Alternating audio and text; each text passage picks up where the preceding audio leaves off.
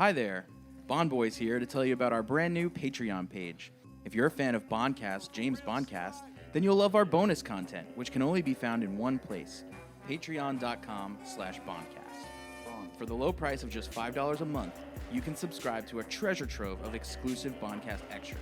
$5? Well, that's basically the cost of a single cup of coffee from Starbucks. That's right, Colin. For just the price of a disgusting cup of coffee from one of the world's largest evil corporations, you can have access to extra podcast shows. Extra podcast shows? How does that work? Let me explain, you simpleton. The $5 tier, called MI6 Agent, gives you access to 2 new shows. The first is called No Time to Podcast, which is a monthly show that we do now on top of our regular Bondcast episodes. No Time to Podcast is a show dedicated to keeping track of the behind-the-scenes goings-on of No Time to Die, the 25th Bond movie set to release in April of 2020. That's right, Harris, but is that all they get? Shut up, Matt. It's not. Well, what else do they get then? I'm getting to that, you impatient ignoramus. Oh, okay then. Carry on. Your low contribution of only $5 a month also gets you, on top of brand new show No Time to Podcast, another brand new podcast called Q Branch. Oh, Q Branch, like from the Bond movies. That's right, Colin. That's a good boy. Q Branch is a bi-monthly show where the 3 of us will interact with fans and collaboratively figure out the format and style of what the Bondcast will transition into once we wrap up all the Bond movies in April. Oh no, the Bondcast will end? All good things must come to an end, Colin. But luckily for us, we're going to continue doing podcasts. We're just going to simply change the topic of discussion. What sort of things will be discussed on Q Branch? Well, we need to confirm what kinds of movies we will be discussing on the show. Oh, also, will we still be called Bondcast? Or will our name change too? We'll have to change our name. That will be something that subscribers could comment on. Who knows? Maybe you, listening right now, could be the one to come up with a name for our new show. How else can fans interact with us? Fans will be able to write in to us via our Patreon page. They can submit questions, suggestions, songs, anything really, and then whatever gets submitted we will discuss on the Q Branch show. All that for just $5. What if I crave more though? What if I want to be the ultimate fan? Don't get your panties in a bunch there, Colin, because there is a way to become the ultimate fan. How so? There's another Patreon tier. Holy cannoli! For just $7 a month, or just $2 more than the cost of a cup of briny river swill from our unquestioned Lord and Master, Starbucks, you can truly become the ultimate Bondcast fan. Briny River Swill? The $7 tier is called Double O Status, License to Kill, and it gives you access to everything in the $5 tier. Oh, that's Q Branch and No Time to Podcast. 2 brand new podcast shows, right? Yes, Colin, but also another brand new full-length show. And exclusively for the $7 tier patrons, we might even do a contest soon. Wink, wink. Wow, a contest? Can I enter? Maybe I can win back the love of my parents. Colin, don't be silly. The prize will be something far more achievable than that. Oh, okay, that's cool. We truly don't have personal lives. All we do is record podcasts from our Unabomber-style cabin in the woods, where we do nothing but forage for food amongst the wild animals and record shows. All in an effort to keep out of the crooked arm's reach of Starbucks. As I was saying, the $7 tier gets you access to a 3rd brand new full-length show. This one doesn't have an official name yet, but it will ultimately become the show that replaces the Bondcast. So we'll be discussing movies still? Movie franchises, yes. And if you subscribe now, you can hear us dive into our first post-Bond franchise, the Austin Powers series. Join the 3 of us, plus a new guest for every show. This show will be bi-monthly, alternating with Q Branch. Help us figure out why some franchises are better than others, and why some movie franchises go down in flames so quickly. I guess they'd have to listen to find out the answers to those questions, right? We wouldn't want to give those answers out for free on this show, would we? I mean, that would just not be good business sense. You're right, Colin. If you're good at something, don't do it for free. And while we are not good at this, we are still asking you for money. Your sweet, sweet money that we need and desire in order to better our lives. Won't their money help fund our shows? That's true, too. Your monthly contribution will help us pay for all these shows we're doing. It costs money to host the podcast, pay for equipment rentals, and rent a recording space. So by helping yourself out and treating yourself to hilarious and informative bonus content, you'll also be doing us a favor by giving our lives purpose. So you'd really have to be a fool not to join our Patreon then, yeah? That's correct, Colin. because in addition to all this bonus content, as a subscriber, you'll also get the free episodes of Bondcast, James Bondcast, all in the same feed. Once you subscribe, you'll be sent a special RSS feed link. Copy that link into your podcast app, and that's it. That's like 12 shows altogether. It's 4, actually. Oh, yeah, that seems right. Free monthly Bondcast episodes, a brand new full-length bonus show about movie franchises, the brand new Q Branch show, the brand new No Time to Die podcast show, fan interaction, and a contest? Where can I sign up? Please take your fandom to the next level and join our Patreon at patreon.com/Bondcast. That's patreon.com/Bondcast. You guys ready for a Starbucks run? Yeah, that sounds good. Cool, let's go.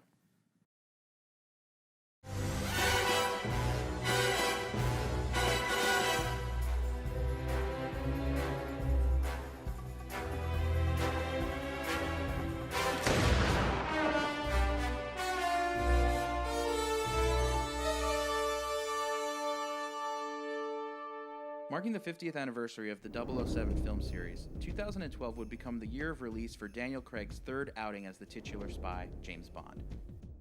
At first considered to be another direct sequel, following suit from its predecessor, Quantum of Solace, this film ultimately became more of a standalone piece, not referencing the previous 2 films at all. After his alleged death in the opening scene of the film, Bond takes a much-needed vacation. It's only when the life of M is threatened that he decides to return from the dead to save her. With Academy Award-winning director Sam Mendes at the helm this time, the film went on to become the highest-grossing Bond film ever, and was the first to gross over $1 billion at the box office. It also became the first Bond film to win an Academy Award since Thunderball won in 1965 for Best Visual Effects. It won for Best Sound Editing and Best Original Song by Adele. This movie has, by far, the most screen time for the character of M of any other previous film. We see the return of fan-favorite characters Q and Miss Moneypenny, played by Ben Whishaw and Naomi Harris, respectively.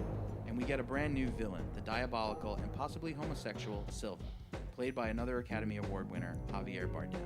With all these Academy Award winners, this movie has to be good, right? Stick around to hear what us Bond boys think about this 23rd entry into the 007 film series. This is 2012's Skyfall.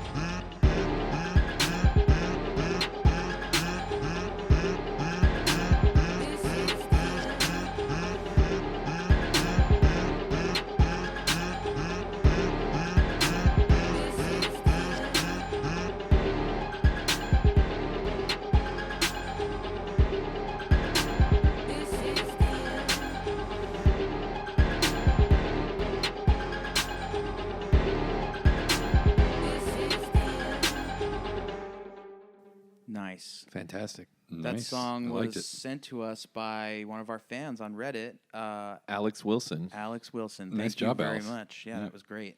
Reddit contributor, song maker, Yeah. Very Bondcast good. Very listener good. extraordinaire. For the record, I like the remix better than the original. I'm just gonna say it. Oh, really? Whoa. Pretty tight. It's a bold statement. Did you hear me do what my rendition of what it could have sounded like? Yeah, I think I did. And when the sky falls. It's kind of amazing that they didn't pick that Yeah. Adele won out over you. I Yeah. know that you sent that demo tape in, and you were pretty excited about it. You were pretty high on it at the time. I I think the also- lack of instrumental backup really hurt you. I think that's the only real difference is that Adele had musicians playing with her, and you were doing a cappella. If it was just voice versus voice, Yeah. I think you got her. Yeah, I mean, Who's the guy, speaking of acapella, Don't Worry, Be Happy, what's that dude's name? Bobby McFerrin. Yeah, what if he did the song? what? I don't know what that would sound like, but I bet it would sound great. Yeah, do you think Adele's original words before they changed it for the clean version was, and when the sky falls, you can suck my balls? Probably not. Probably not. Probably not. Doesn't sound like. Because I heard doesn't sound Adele. like Adele I heard lyrics. Adele tells people to suck her balls a lot. Yeah, I bet she is a kind of a secret slut. But I don't think that's actually what's going on there. I think She's a freak in the sheets. I bet she is like. A freak in the sheets. I mean, I bet she's a wonderful person to be around. I don't think the ball in many sucking, ways. I don't think the ball sucking comes through in the lyrics of her songs so much. She's got a real adult contemporary vibe that I think. Not until her hip hop album. That When she drops her hip hop album, she'll probably talk about her nuts. She's inspired by like early '90s gangster rap. Yeah. Otherwise, they'll find someone like her. Get it? I don't know. No. Never mind, I'll find someone like you. Are these the words to an Adele song? Yeah. I'm sorry, I really you don't like Adele? I really just. It's not that I don't like Adele. It's that I don't think I've heard many of her songs except for Skyfall. How could you not have heard the one I just did? It was all over the radio. Maybe you didn't do it very good. I'm trying to remember. Oh, come if on now, this Harris. Song, did they release the song like before the movie comes out? Yeah. They do. Yeah, So this song was already a hit before the movie came out. probably. Yeah. Yeah, because this song was like all over the place. When Adele, when she did the one I just did, the Never Mind, I'll Find Someone Like You, she was like really, really famous. Yeah, she was on top of the world. I yeah. would say. Is she not still famous? I feel like she's still. She's She's still dropped famous. off a little bit just because she hasn't released. I know she new. got like divorced or something recently, and there's no way. I've never even heard any of her music, so the fact that I know about her personal life means that she must be famous. Yeah, she's really famous because so she released an album when she was 19, 20. 21? The albums are numbered after how old she was. Yeah. So the first one's like 19, the second one's 21, and the third one's 25. 25, yeah. And that's kinda cool. Each of them won Grammys. And she's only released Grammy-winning albums, basically. Yeah, she's got a good voice. Her voice is powerful. It's lustrous. It's Yeah, it's reminiscent of like the Bond songs of. Let's just Yesteryear. talk about the song. We're already talking about the song. We are Let's talk talking about about the the song. Yeah. We're here. I thought that's what we were doing. I'm not a big fan of the song. No, it's not that I'm not a big fan. No, just for the record, it's not that I'm not a big fan of the song. It sounds very much like a Bond song. It sounds like a lot of ones that we've heard before. I think the Sheryl Crow and the Shirley Manson versions of this exact same kind of song were both better. Like the song. The Sheryl Crow and the garbage one. Yeah. I do like the garbage one. Yeah, the garbage one. I think they're both. It's like, really grown on me over the years. That garbage song. Yeah. Yeah. Well, I think they're both like good versions of this exact kind of. Yeah, I don't they know. fall into that same category of like I don't know if anybody's actually like putting on the soundtrack to this movie and like listening to that song Right. now years after this movie came out.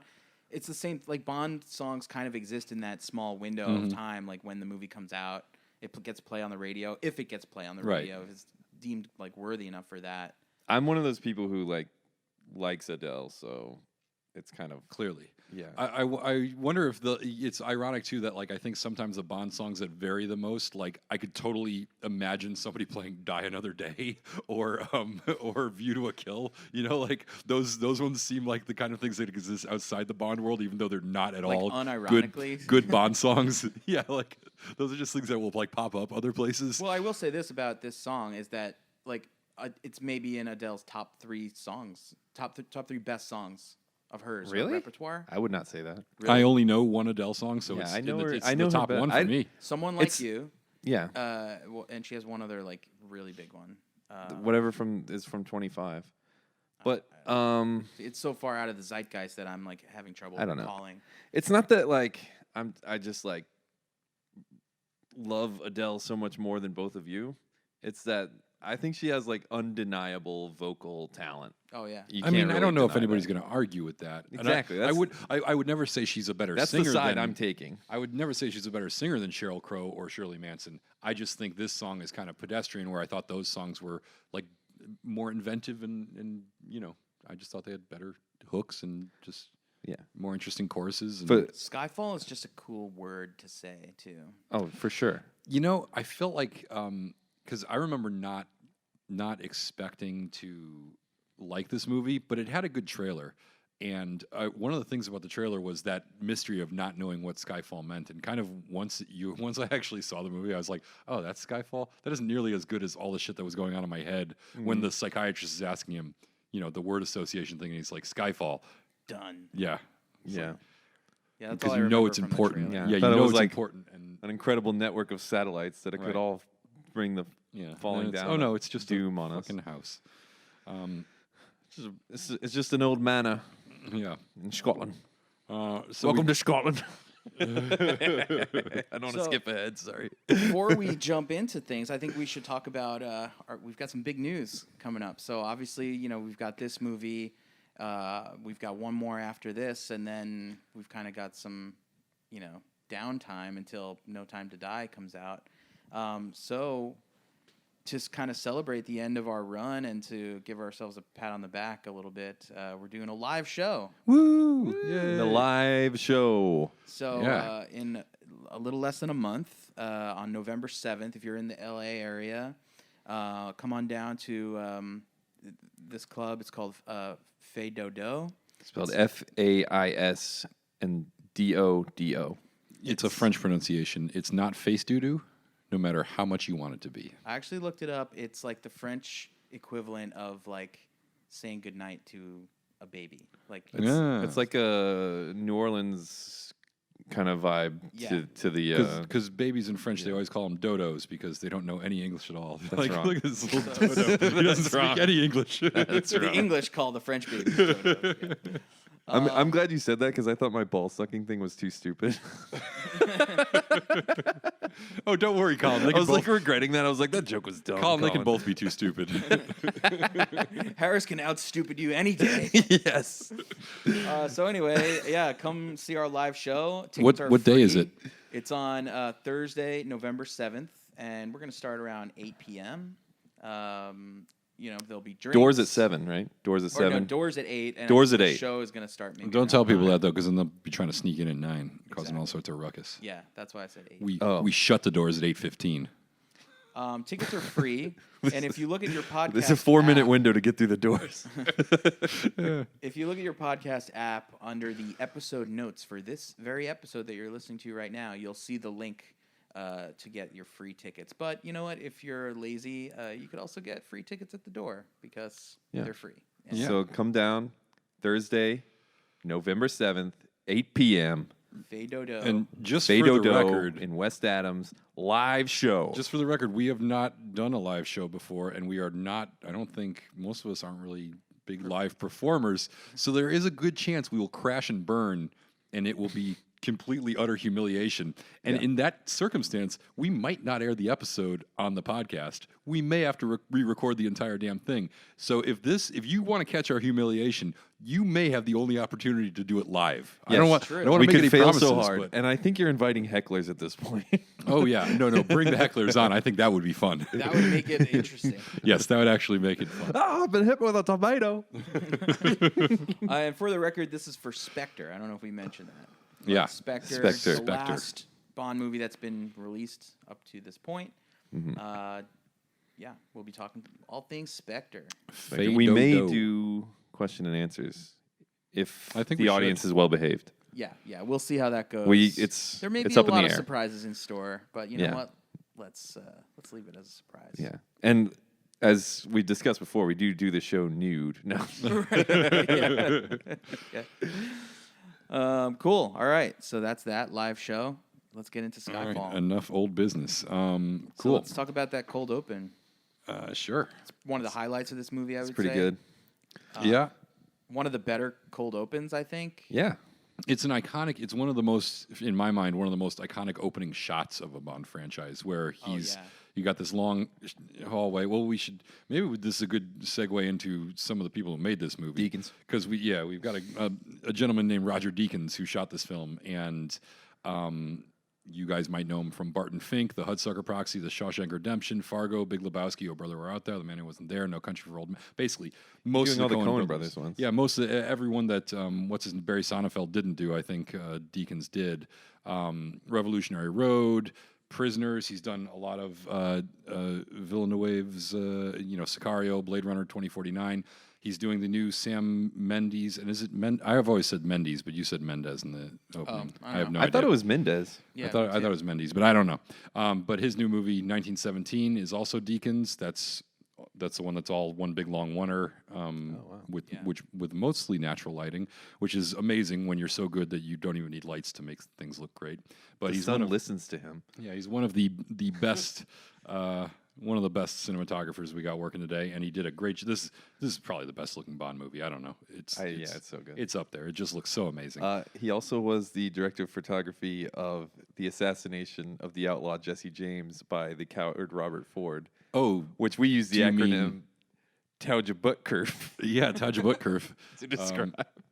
Is for short Taujabutkurf. Anyways, so we have a great. Bond's walking down a hallway, and we don't see his face until he reaches the end, and it's just his eyes, I think, that are lit up. Yeah. Yep. In fact, it's like not only is we just sort of see a silhouette come out, but it's all out of the focus is so shallow, and the light is just near the camera that we don't see his face. He just basically steps in, and then we just see his eyes, and he's serious as shit. He's got business to take care of. So they wanted to do the gun barrel opening, but they felt like juxtaposed with this shot, it didn't make right. It's such a great entrance for him. Yeah, and I kind of like that they have they do it at the beginning if it works, but if not, they just do it at the end, and it's fine. If you've got a good cold open, then come in hot. Yeah. No need to prep us. I agree. I think the gun barrel works at the end. Yeah. I'm trying to remember if the next movie, what they do, but I guess we'll save it for that episode. But yeah, so then he immediately walks, he's in like a house of some kind or an office or whatever, I forget. And then some kind of spy meeting place. Yeah. He walks over and he sees a guy and he's bleeding to death, and he goes over to help him, and on his, his headpiece, he hears M's voice telling him, like, forget this guy, like, you got to get the hard drive or whatever. Because they've got a hard drive with all the secret agents everywhere is on it, and it's somehow fallen into the wrong hands. And Isn't Bond that wants the knock list? It's basically, this is the idea of Mission Impossible 1, at least, probably more movies than that, but basically this is the MacGuffin that drives the whole plot, is this knock list. Which they never call it that. No, but we could continue to call it that because it is the Mission Impossible 1 idea. Yeah.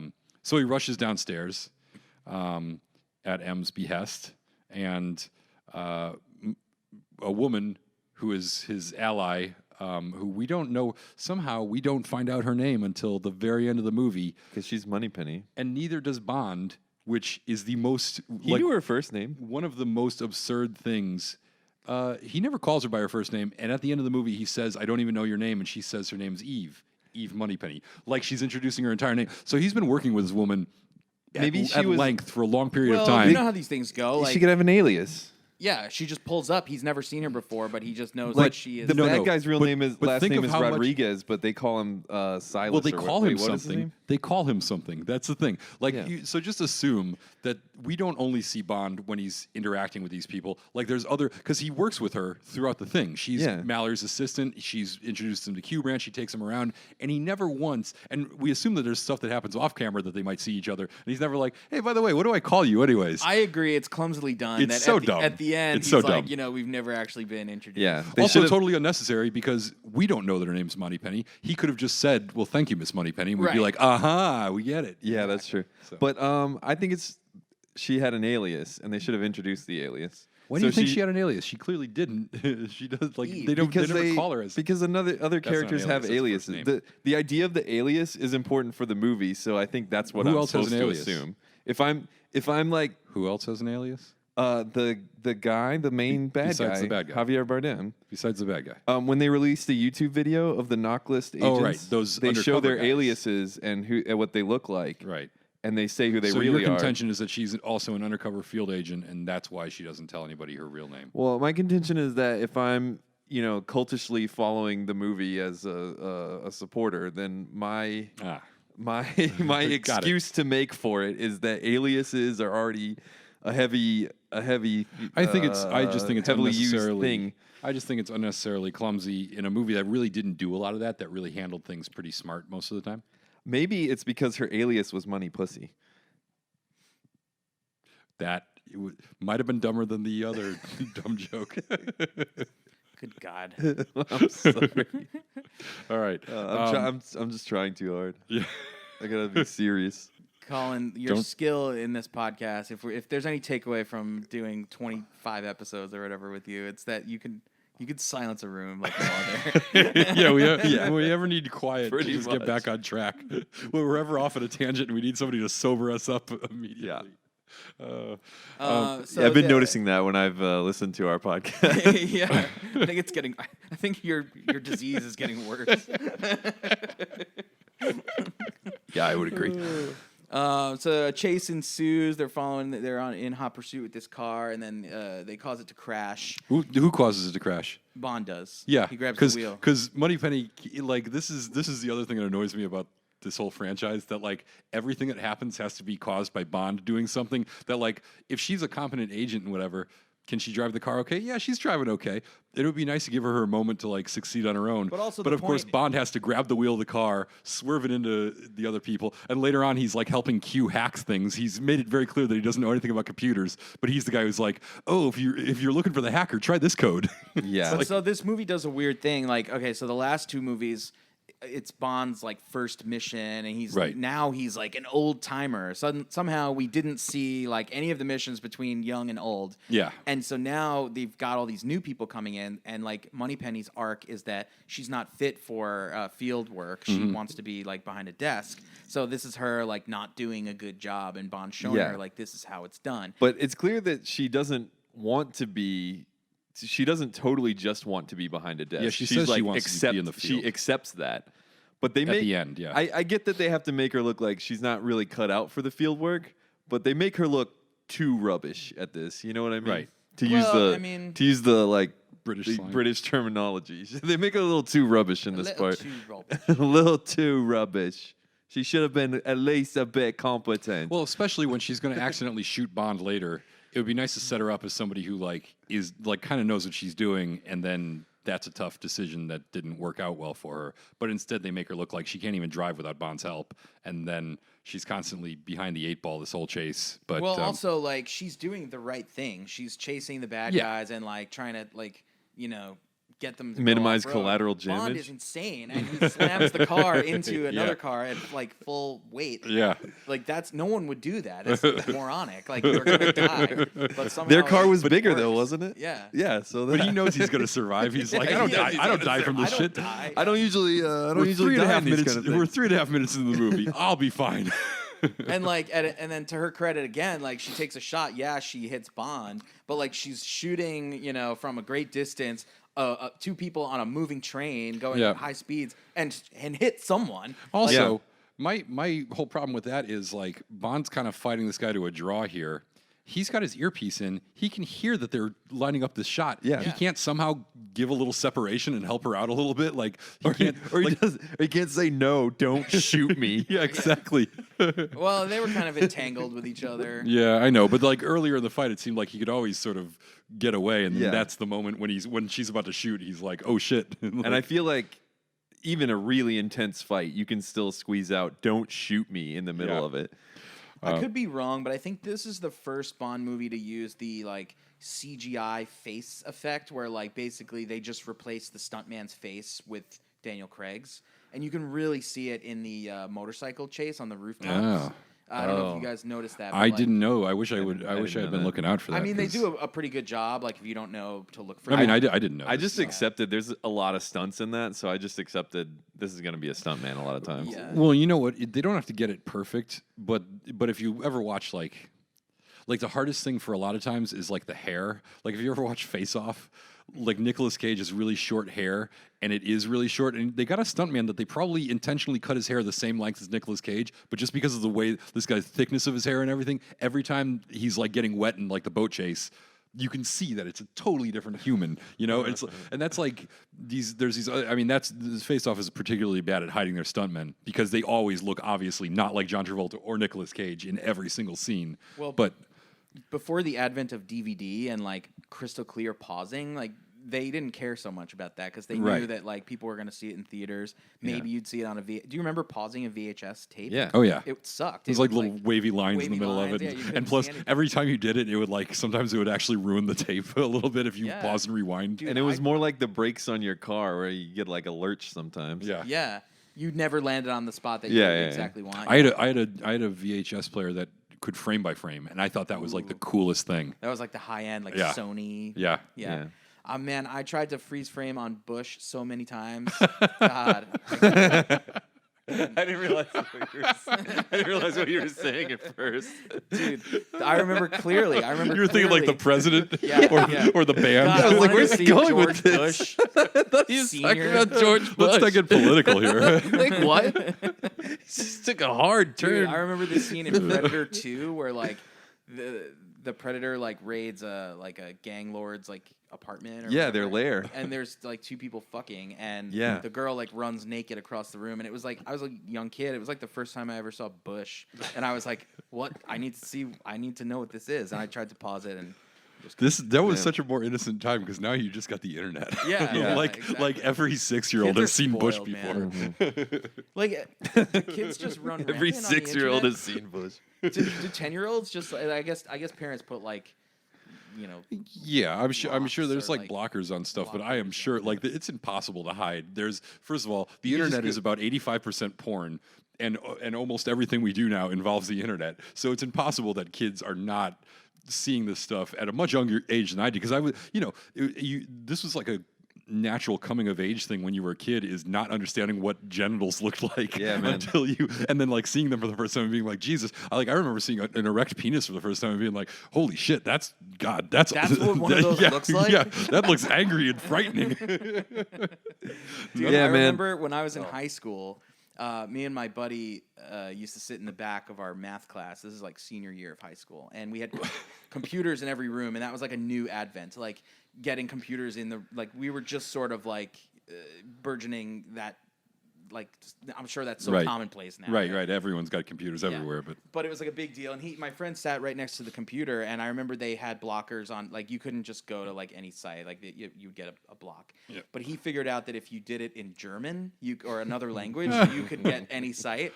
And so like he'd be like, Matt, and he'd be like, "Psst," and I'd turn and look, and he'd turn the monitor so it was like facing me, and it would be like a girl spread eagle, like total pornographic. and also like doubly dangerous because Germany's the rough stuff. Germany's the really you're it's like Scheiser. they've got fetishes you didn't even know existed, and then you're scarred for life. You're like, oh my god, and then you're terrified every time you meet a German person. You're like, oh god, what are you even thinking about? What's going through your head right now? Yeah, man, these kids don't know how good they have it. The first time I saw Bush, they were playing Machine Head. Am I right? Oh, on that note. Lord. I don't even remember how we got here. I was waiting so long to tell that joke, and it's so bad. We know. I think your patience is amazing. I was like, yeah. He saw a pussy on a TV screen, whatever. Let me say this. I can't wait to get my Gavin Rosdale joke out there. Oh boy. Yeah. But no, so I am going to have to go back and look at the motorcycle chase because it is. I'll watch that chase again just because it's an awesome chase. Whoever came up with the idea of them racing the bikes atop on the top of the what do they call it? The Grand Bazaar. Yeah, what a great idea because it is like a long spine of that rooftop. That I heard they had to replace they had to remove all the what do you call them? The roof tiles? The tiles. Yeah. Yeah. They had to remove Shingles. Shingles. Yeah. Yeah, that's it. They had to remove each one so that they couldn't get damaged, and then replace it with like their movie quality one, and then put it all back. Wow. So did they actually? They shot up there, really? Yeah. I assumed that they had to have faked that somehow. It looks. I mean, it looks like they did. They did a I'm great sure job. The close-ups or like some. Oh of it is man, fake, that's but crazy. That's such a good. I actually watched a little of the behind the scenes, and they said that the big problem up there is turning. You can't Right. turn, Right, it's like yes. point turns. And so they said every time that the bike, like they needed the shot, if they were shooting horizontally and then they needed the vertical or whatever, like they would have to roll the bike, like, a bunch of people holding onto it and like probably a crane or whatever. They would have to roll it all the way down and then like bring it back up the other direction because Wow. they couldn't turn it. It would like That's crazy. fuck up the roof, I guess, or something. Yeah. I don't Well, know. worth it because it's awesome. It's one of the more memorable things from this movie. My And, favorite part is when she's standing on the bridge looking down at where the guy jumped onto the train, and then you don't see what Bond's doing, and then he just goes flying through the background Slams on the into the motorcycle, wall. slams the motorcycle into the wall, and propels himself off. That's another moment where I was like, was the best way to get onto the train to crash your bike into a wall and be forcibly ejected forward? Like, jumping wouldn't have done. Like, you couldn't have just hopped off the bike and jumped onto the train. I love that part, though. It looks awesome. Like, It is so dumb, but it looks awesome. But again, it plays into it's Moneypenny watching him and being like, wow, this is fucking, like, dangerous. You know, Yeah. like, Yeah. I don't know if I want to do this. He's out here getting after it, Right. as they say. And then they have the great gag on the train when he grabs the backhoe and uses it to like to turn around. First of all, he knocks all the VW Beetles off and almost kills Moneypenny in the car running alongside the train. And then he uses the backhoe to like block the guy's machine gun. And then he uses it to reconnect the cars so he can get to the next car. And has the best thing where he's been shot by a machine gun.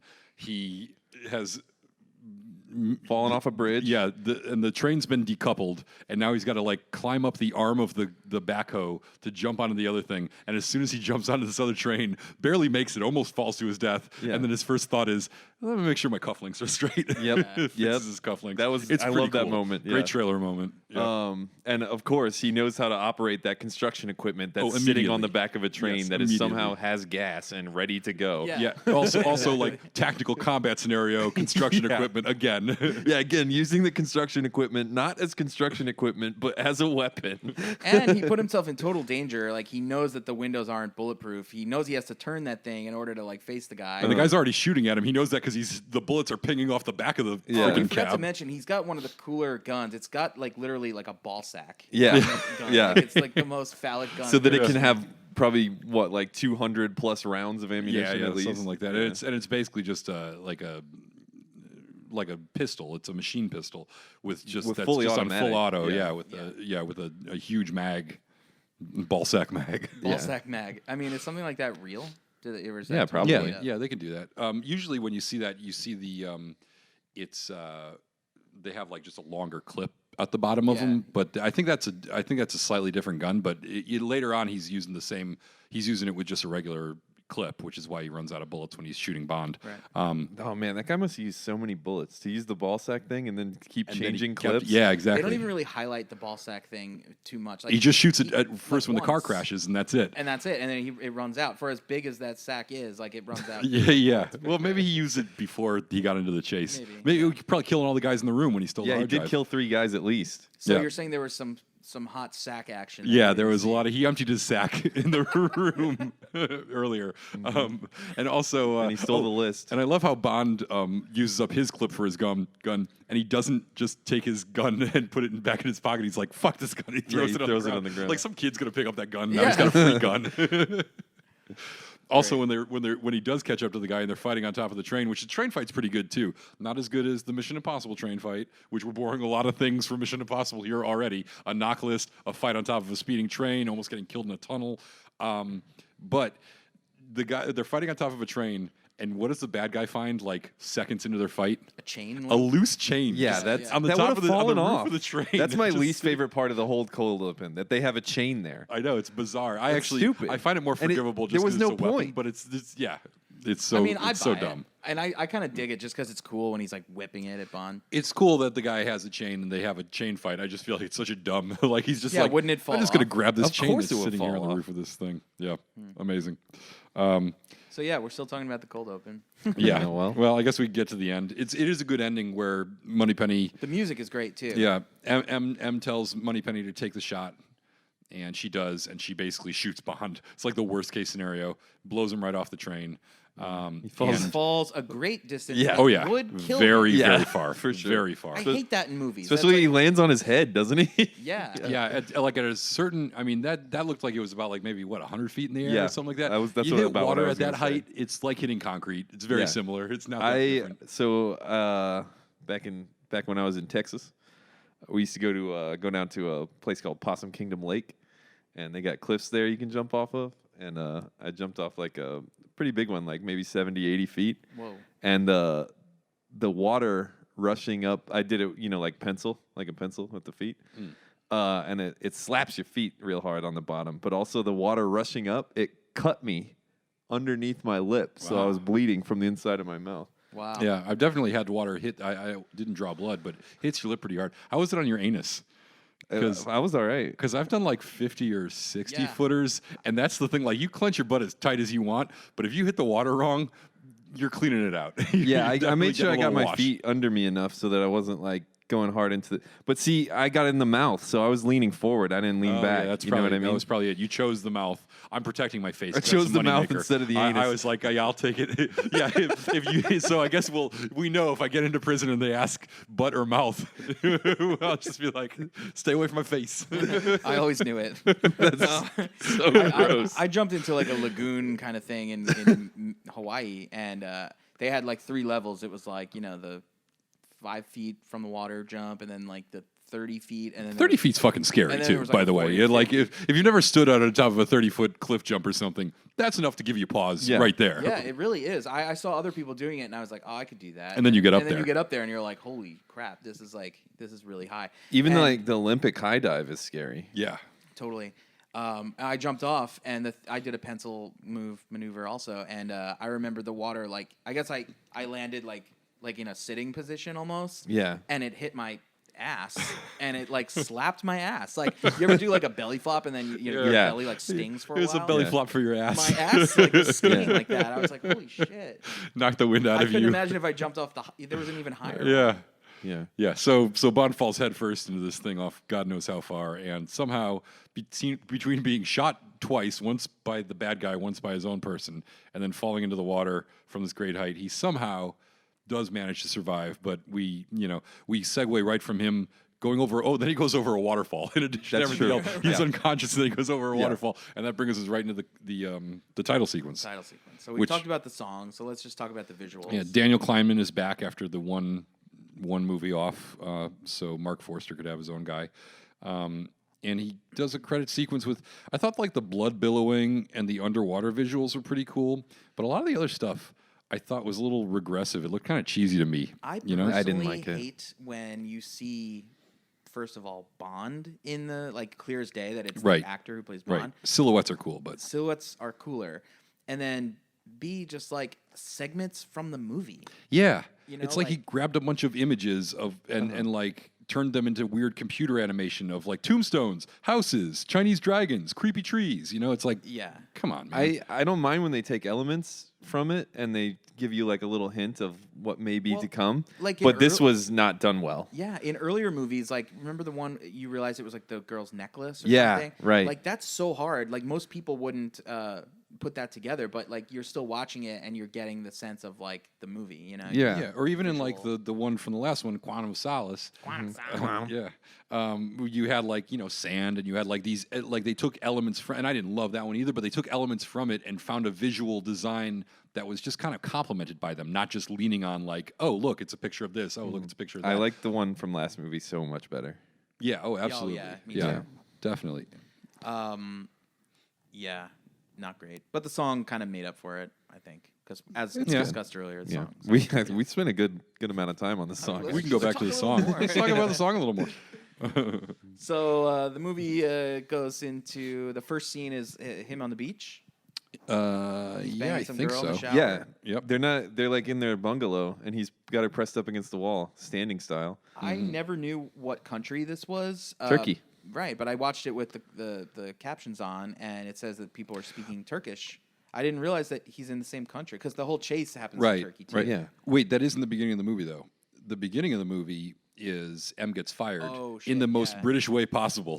He's, I'm telling you, you're he gets retiring called into soon. to Ray Fine's office, and she asks, "Are you firing me?" And he's like, "No, ma'am. I'm here to oversee the transition period leading up to your voluntary retirement in 2 months' time." And it's like, and it's got a great, like, she's got a great comeback. She says, "I know I can't do the job forever, but I'll be damned if I leave it in worse shape than I came in." This is, by the way, we might as well just get this out of the way. This is an M movie. Yeah, this is her best like movie. she is a Her- co-star yeah, of this movie. yeah. And it's about damn She time. is the Bond girl. She's exactly. She's the Bond girl. I was gonna Later- say that. She's the Bond girl. Later, she's the Quarrel. She serves so many purposes in this movie, and true. but it's like great because she's easily the best M, and is so good in minor roles in all those other movies that it's great to see them just be like, let's just give her something to do. She's A send off. Yeah. Yeah, like a right. proper Well, send-off. at this point now, she's been in Bond movies for 3 decades. Yep. 3 different Did decades. she Yeah. do it more than anyone else? 90s, 'Cause I know the guy, 2000, the other 2010s. guy from the early ones was in quite a few. Yeah, I feel like she might have done it for longer. I don't know if more appearances, but We should have looked that up. I guess. yeah, I guess we should. I mean, we do have the internet, but so do you. So Yeah, get on it, you look it lazy up. podcast listener. Look this stuff up. Comment on our Yeah. Reddit page. or And something. they do a nice job of introducing Ray Fiennes here. He's this guy Mallory, who's like this executive, whatever, who's in charge of the intelligence oversight. I thought he was Voldemort the whole time. And they Now I get the movie. But they do a nice job of setting him up as like this pencil pusher who doesn't get them and everything like that. But he's really just like sort of this guy who sort of needs to get the lay of the land. And once he figures out what everything's he's on their side, which is good because they end up setting him up as the next M. Which is great. It really works really well. I think that's like it's such a good transition. And again, another good actor too. Obviously, Schindler's List, Quiz Show, Strange Days, Red Dragon, Constant Gardener. He's the list goes on and on. But excellent actor, and really they set him up as like sort of the semi-antagonist for the good guys, guy who just doesn't get it. And by the end, you're like, when he has his moment in the courtroom and saves the day, it's like you're totally on his side, and you're like, oh, this dude's cool. Yeah, but he's still got to be like kind of a pain in Bond's ass. Exactly. Because he's going to be M. They set that exact standard of like this guy expects a certain amount of like he's not going to see eye to eye with Bond all the time. Yeah, but he's still on the right side. Yep.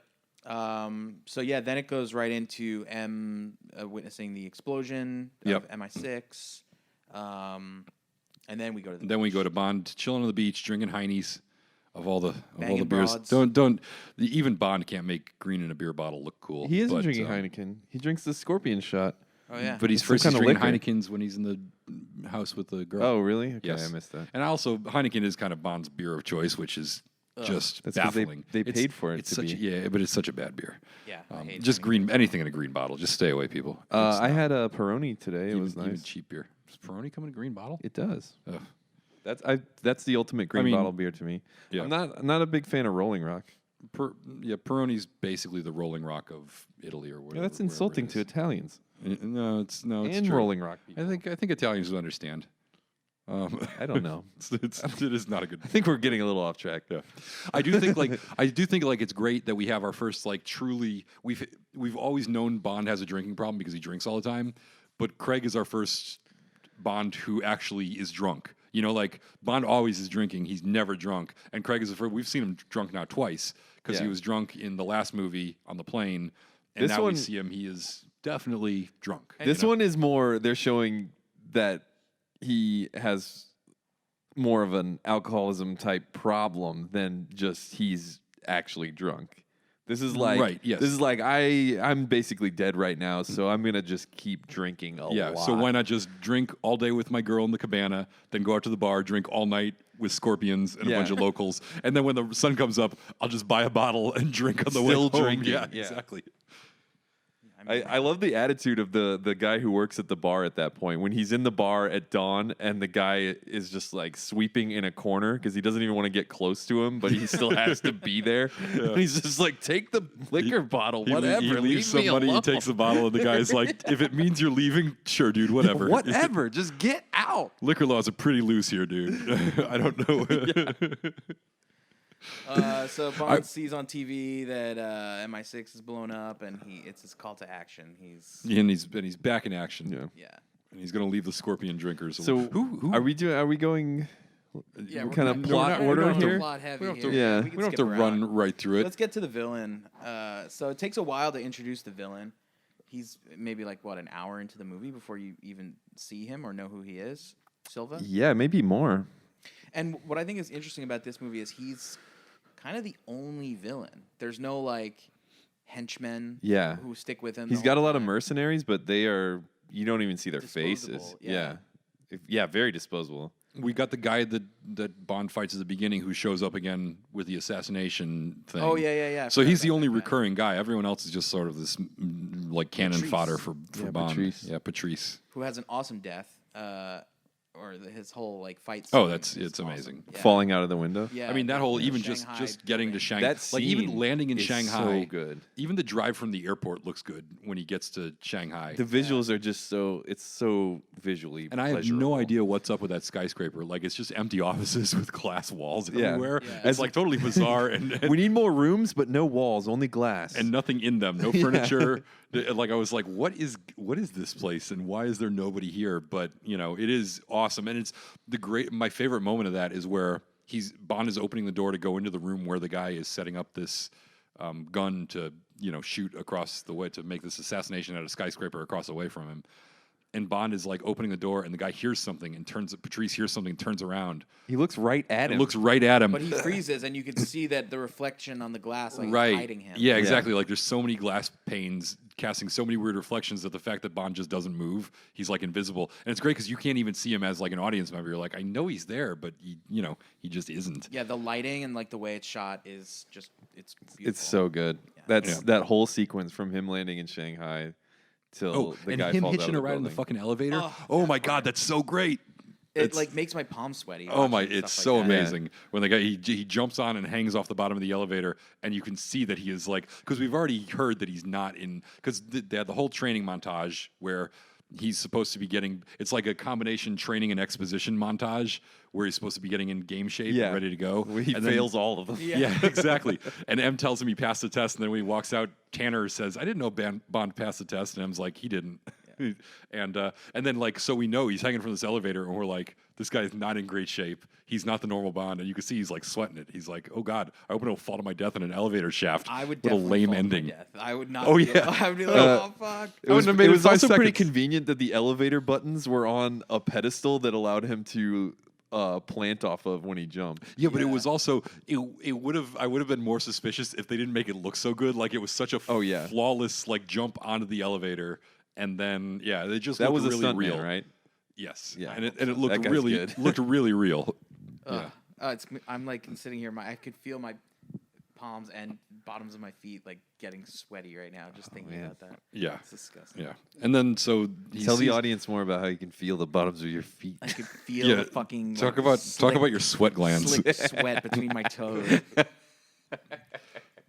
So he's watching this assassination that Patrice is doing of I like some. how he allows him to kill the guy. He allows him to kill this guy. Yeah, it was a little questionable about that. Well, I guess the maybe on the one hand he wants to make sure that he doesn't interfere too much in the goings on of this underworld organization. Tip their hands to anything. I don't know. Yeah. I'm playing the Colin role in this one. I don't really know. We don't find out a lot about that too. Why was that guy assassination? killed? I don't know. All I know is that he's looking at a Modigliani painting Yes. that was actually stolen in 2010 from the Museum of Modern Art in Paris. So this is sort of like, and is rumored to be in China, where a lot of stolen art ends up, bought by Chinese collectors. So this is apparently some Chinese collector who is buying a stolen painting. That's like sort of the backstory that they don't tell at all. Maybe it is the one because they're in China, right? They're actually in China, Shanghai. Yeah, that's what I'm saying. I'm saying Maybe it's that the real like- one.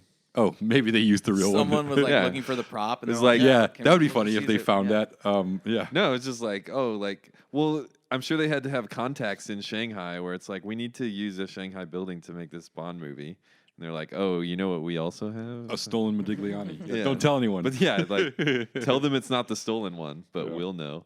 But then when after the guy kills him and they actually get into the fight, they have this great like silhouette, fight where you can only see them silhouetted by all these neon lights and stuff, which is another kind of really iconic moment in this movie, which like combined with the opening shot, the rooftop motorcycle chase, and then the silhouette fight, I feel like we've already gotten several really iconic visual moments in this movie, and we're not even like halfway through it. Yeah, we've Yeah. jerked off like 3 times. But it is. Weren't you saying it's kind of very simplified? When we're writing our stuff up on the board, you're saying there's not. Yeah, there's like one villain, Yeah. there's one Bond girl, really. I mean, there's more than one, but they're not as like prolific in this one. Yeah. There's the gadgets, like he has that scene with Q. He just gets a gun and a radio in Yeah. like a compact little one single Yeah. thing.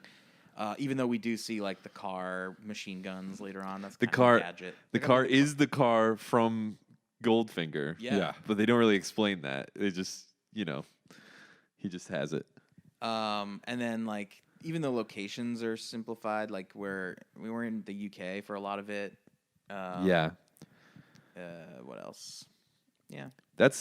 I mean, this was kind of a back to basics Bond movie where like they couldn't, because like you said before, we were seeing Bond at the beginning of his career and then sort of on this revenge mission in the second one, and they were kind of unique stories that were kind of rebooting the franchise. And now a couple of movies in, they decided to bring back some of the more familiar elements like Q and Moneypenny and all these other things.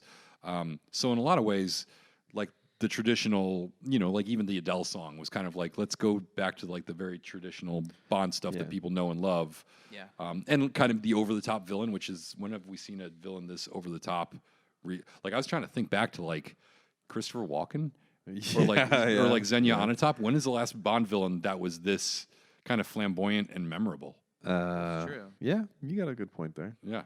I would agree with those. They've been kind of boring, and they swung for the fences with this one. So you don't really need the henchman as much. If there is one thing I don't like about this movie, because I like it a lot, I have a hard time finding things wrong with it. Things wrong with it. Yeah, I know. Like usually we try to criticize a little bit because critical thinking is important for people. Do you, Colin? Do you try to criticize a little bit? I don't know. Maybe I don't.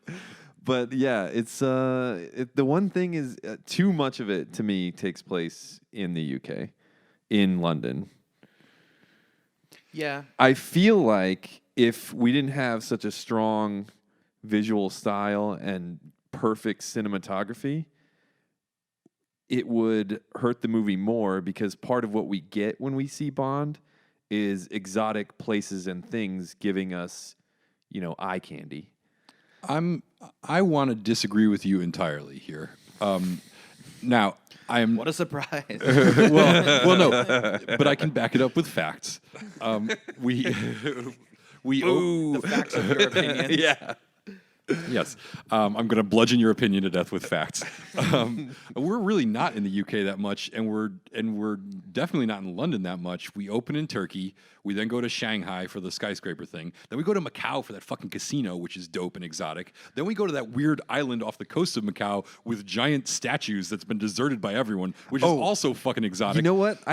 And then we go back to London just for he's in prison, and then we get the train, the tube chase, and then the courtroom shootout. But then we're in Scotland, which is the UK, but not. Yeah, and also, but I do think the Scotland thing is different. That's like, that's also pretty exotic. With how just so misty. Yeah, so that's, I mean, I get that, like, I sort of understand that important part of this takes place in London. It's over 30 minutes at least. But, well, yeah, there's a lot in the beginning in London, too. Well, yeah, after the opening thing, we get the first scene in London. But, I mean, that's because it's sort of M's movie, too, and she's not going far from London. I just think I think you would feel it more if the visual, if the cinematography wasn't basically perfect, because... But he is hopping to several different really exotic locations. Yeah, So, I mean, the casino looks amazing, too. Maybe I'm isn't that when he's on the boat with the lanterns all around going into the casino? That's another so iconic good. shot. Like, this movie has, like, 3 or 4 Bond shots that are part of the lexicon of Bond. Yeah. The enduring images of the Daniel Craig Bond, like at least half of those images are from this movie. The fucking the house on fire at the end. Oh yeah. Also amazing. I was thinking, because in my memory I was like, oh, this ending, it drags a bit and it's kind of Home Alone-y and all these other things. and it's true. It's definitely I definitely have all those complaints. They're minor complaints, but that's all accurate. But I forgot how good the ending looks. From the time he falls through the lake and you see like the underwater thing when he shoots the flare to find out where the hole is, and then just all the stuff with the house on fire in the background. Oh, just looks so good. I definitely thought it could have been more Home Alone-y. Like, I think it's feasible that James Bond could have possibly had micro machines. Swinging paint cans. Like some guy gets clocked to the head with a paint can. He puts on a VHS. He puts on a VHS with a filthy animal guy. Well, I mean, we've talked a lot about the plot. Is it worth it for Colin to do his plot summation? I think it is. It's absolutely worth it. All right, here we go. It should be easy for him because we've already discussed about half the plot. Okay. Wait, are you noting the... Okay, I got it, okay, All right, so I'll kick off 2 minutes. Ready? On your mark, get set, go. Okay, so in the cold open, we saw him in Turkey. He was chasing a guy, and then Moneypenny shoots him, and he gets upset, and he's like almost dead. M, meanwhile, finds out that the guy who stole the list that he was chasing that guy from has bombed her and is taunting her with the list and, being a bad guy. So Bond realizes when people die that he's got to, like, give up all the drinking and start, being a super spy again.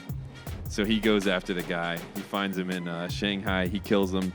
He traces his stuff back to this casino where he finds this other girl and this other woman. And then he fights some Komodo dragons, and he's like, hey, I'm going to follow this woman. And he follows her back to where the bad guy is, and he's got an evil lair on an abandoned island, and he's like a little weird, and he like kind of touches Bond on the chest and on the leg, and Bond's like, this guy's weird. I'm not about this, and I don't know what the hell's going on here. This guy's bad news.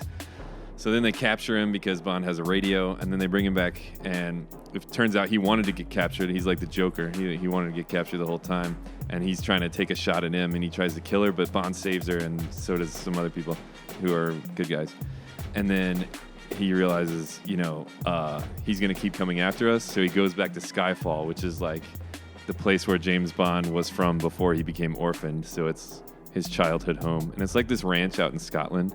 And there's an old guy there, and he's like, yeah, I still live here. I'm not dead. I would have been homeless if you had kept pretending to be dead. And he's like, it's all cool. We got to fight like 20 guys and this evil genius, and we got to fight him, and we got to kill him. And he's like, we got like 2 shotguns, and then they do it, and they win. And M dies, and it's really sad. 10 more seconds. You got anything else to say? I don't know. Did I miss something? Harris knows I missed something. No. I think you got all the major points. All right, pretty good. But yeah, I think the I plot of nailed this it. movie is pretty easy to follow. Yeah. It's pretty like it's chunky. You've got like this part and then this part, and it's like Yeah. Sequences. but they're like, easily discernible, and more so than some of the other plots we've dealt with.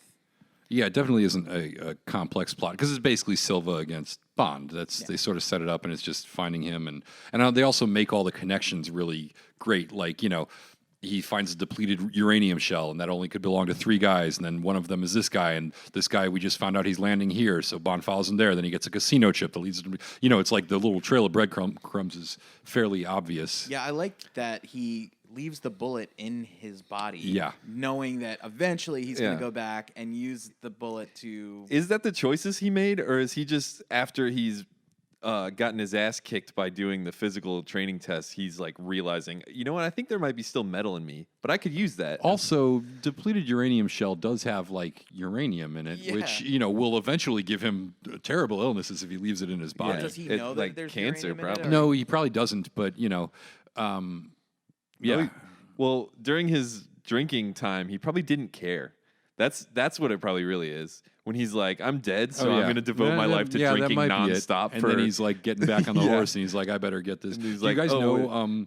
I had to look this up because I hear about depleted uranium shells all the time, and I just was like, I always hear it, and I'm like, oh, depleted uranium, whatever. I didn't know. So the reason they make bullets out of depleted uranium is because it's like 1.5 times denser than lead. So it does a lot more damage when it hits. Yeah. So it's not as dense as gold. So the golden bullet is still more deadly, but the depleted uranium bullet is pretty powerful. Also, it's pyrophoric, which means that it's able to ignite spontaneously. So sometimes they'll catch fire if they use them for like tank busters and stuff, because if you shoot it into a tank, sometimes it'll explode and catch the ammunition in the tank on fire. Interesting. Yes, Gnarly. it is interesting. Okay. We're such a vicious people, mankind. Yes. It's always like when in Fifth Element, when she somehow did not discover anything related to war until she got to W in the dictionary. But like machine gun shoes, like, oh, cool. But yeah, when she discovers war, it's like, oh wow, we're pretty bad. Well, I think we used a lot of depleted uranium shells in the Gulf War or something, and it was like kind of a scandal, and the U.S. had to like promise not to use them anymore because they were doing so much damage. It's like armor-piercing bullets, too. Yeah. Mm-hmm. Yeah. One of the big complaints overall about Craig's movies, and not just this one, is that we don't really see, like, okay, so Casino Royale and Quantum are his first mission, and they're interconnected. and then Spectre, we'll get to it, but it's sort of like, they're acting like he's close to retirement. And it is sort of a connector to those two movies. And this movie is probably the closest thing we have to like a pure, just like one-off mission. Yeah. Even though this does have, they do make it like he's old in this one as well. And he looks old. He's like skinnier, and he's got the gray beard. When he has facial hair, he definitely looks very old. They cut his hair really, really short too, which I don't know. It adds to it. You see more of the shape of his skull. Do you guys wish though that we had more like one-off missions with this Bond?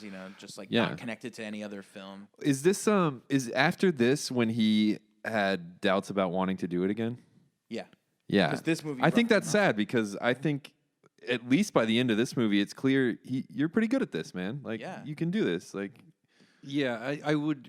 How old was he when was he older than a lot of the other guys when he started? I don't know that, but I know he probably was not Roger Moore. Well, Roger Moore was very old when he started. Yeah, and I mean, obviously, he couldn't have been that much older than like Brosnan because Brosnan was supposed to do it 10 years before he did actually do it. So, but anyways, I think it's funny that they decided so early to portray the aging Bond here because I feel like they could have had a run of a more that couldn't have been like they basically dipped into that well twice in a row with like, oh, he's getting a little old for this right after he had his original mission. I would do anything for more Daniel Craig Bond movies because I think he is I think I've said before, he's my favorite of the Bonds, and really I would love more standalone movies just because I feel like they always want to make it like this tentpole even within the franchise, So they feel like if it's more of a direct sequel, I guess it'll draw an audience better or something like that. I don't know what the logic is. It doesn't really make sense to me since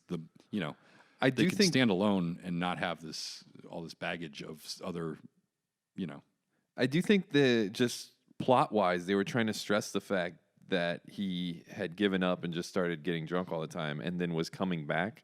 And I think it came across more as you're too old, but I think they were also just trying to emphasize that plot point. Yeah, you're probably right.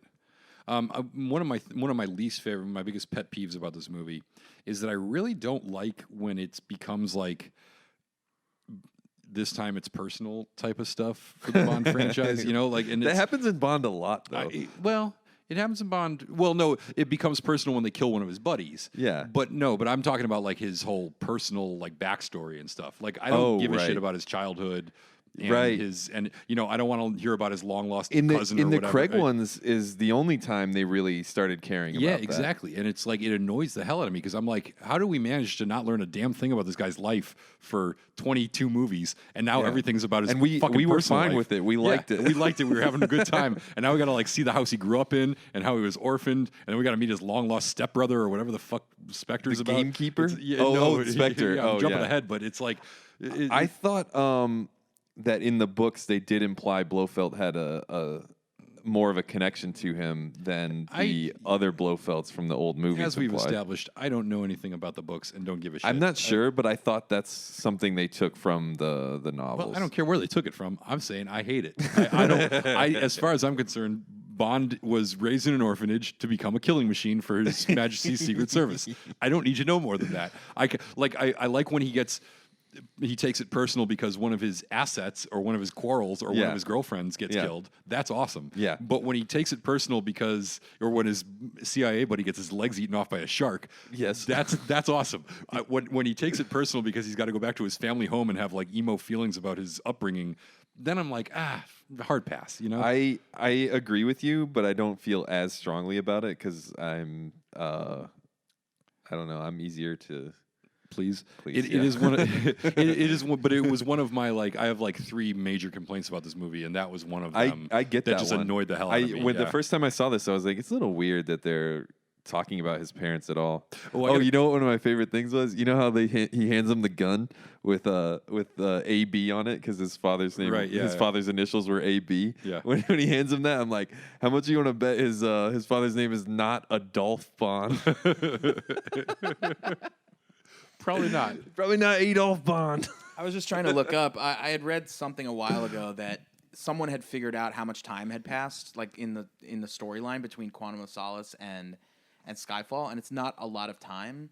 So it's like It's kind of weird that he's now like too old for the It's job. is it less years than what 06 to 12 or whatever the actual time? I think if amount of nothing time is is? stated in the movies, you have to assume that because Yeah. like it takes place in modern day, right? So Yeah. 2012. Yeah, so 6 years. So we missed 6 years of like missions. you Wait, know? was Quantum was 06 or I think it was 08 actually. 08? Yeah. Okay, so But 4 also, years. I think Mallory says at one point that the shelf life of people in his profession isn't very long. So it's maybe not that he's actually old. It's that just for a guy doing that job, 6 years is already pressing his luck, Right. yeah. That's a little more realistic too. Yeah. And the old ones, they're like he He could goes be till he's doing this 80. for 50 years. yeah. I'll just Like, do this really? forever. Yep. Because everyone else he knows gets killed like every time. Yeah. Well, he's the one who survives. He has outlived several M's at this Yeah. point. So I mean, for me, there's only one thing I could think of that truly like bugs me about this movie. Otherwise, I think it's one of the best, and it's a pretty like, especially watching it recently, I really enjoyed it. And I feel like previous to that viewing, I thought I didn't like this movie as much. And I know I put Casino Royale like in very high regard. I gave it a 10. I feel like this movie is really good too. The only thing that bugs me about it is that train thing, like during the underground chase sequence, Yeah. when Silva like essentially throws a train at Yes. Bond. Oh yeah, you know what it reminds me of? I kinda love Universal Studios rides. Yeah, It does look like that too. Like it's on a track. The earthquake ride or whatever. yeah. I mean, it is kind of corny that like, how would he know that the train is coming right at that? It's moment? ridiculous. Yeah, it's ridiculous. But I do kind of love it. I kind of Yeah. love it too. Yeah. And I did notice this time that they sort of established the underground tunnels. They say it earlier in the movie, and Yep. we get that he's a super computer genius and he would have known about all those tunnels. But he knew that that's where if he blew up their offices, they would relocate to Churchill's underground tunnels. Yeah. And it's Yeah. like, it's But kind that's of the thing. and He's so also smart and that he also knows that that. day she would be testifying in this hearing at this place where he could get to her from the tunnels. And his It's- whole encrypted thing was a subterranean map. Yeah. Yeah. And also, if Q had just watched Mr. Robot, he'd know don't plug strange hard drives into your own computer unless you got like a firewall to protect. Like that's like hacking 101. It's like that is the biggest plot hole and the dumbest thing in this entire movie is that Well, again, that's another thing, is that he's a young noob who Yep. doesn't know the ways yet. He Yeah. thinks he's a hot shot. also. So how do we feel about Q? Because I am out on Ben Wishaw's Q. I also don't like Ben Whishaw as an actor. I think he's just like What else does he do?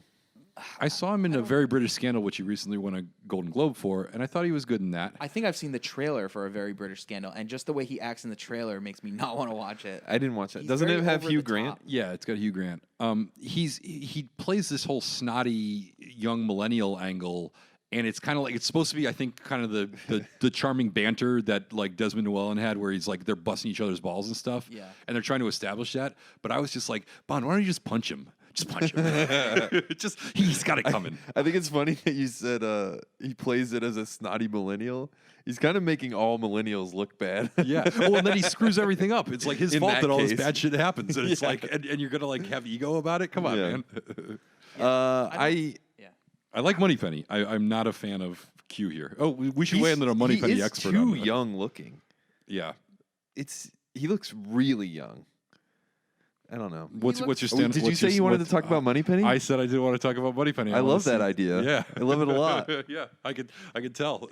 I would say You're wearing she's gym one of shorts, the I can hotter see. Moneypennies, mainly Oh, because she's not like an she's elderly- An gorgeous. old lady. She's gorgeous. I can't hear you. She's gorgeous. You know what you saw her in the Pirates of the Caribbean movies? Yes. Yeah, she's got those nasty ass teeth, and she still looks so good. She's also in 28 Days 28 Later. Days Later. Yeah, Oh, she was yeah. great in that. Miami Vice, if you Oh, sort of underrated, yes, forgotten I love movie. that She's movie. also in Moonlight. So Oh, yeah. yeah, she's had a I pretty haven't good. seen Moonlight. You haven't seen Moonlight? No. Oh man, dude, you got to see Moonlight. That's a great movie. I heard that Emma Stone won the Oscar for that. That's pretty good. That's pretty good. It's the sequel to Spotlight, right? Yeah. yeah. Ooh, yeah. Oh Yeah. man. Oh, Jokes. yeah. Jokes. This movie. Well, since we're talking about the Bond girls in this movie, we should talk about Berenice Marlowe, a Severine. French actress with a Chinese father. oddly enough, has not had that many credits since Skyfall. You'd think you're in this huge movie. She's actually really good. I thought she was really. She's the scene really in the good. Macau casino where she's like, "What do you know about fear?" I'm just like she's like trying to act like she's cool and clearly like not cool. She's terrified. I and- imagine reading those lines. I had the subtitles on. I imagine reading those lines on a paper and trying to imagine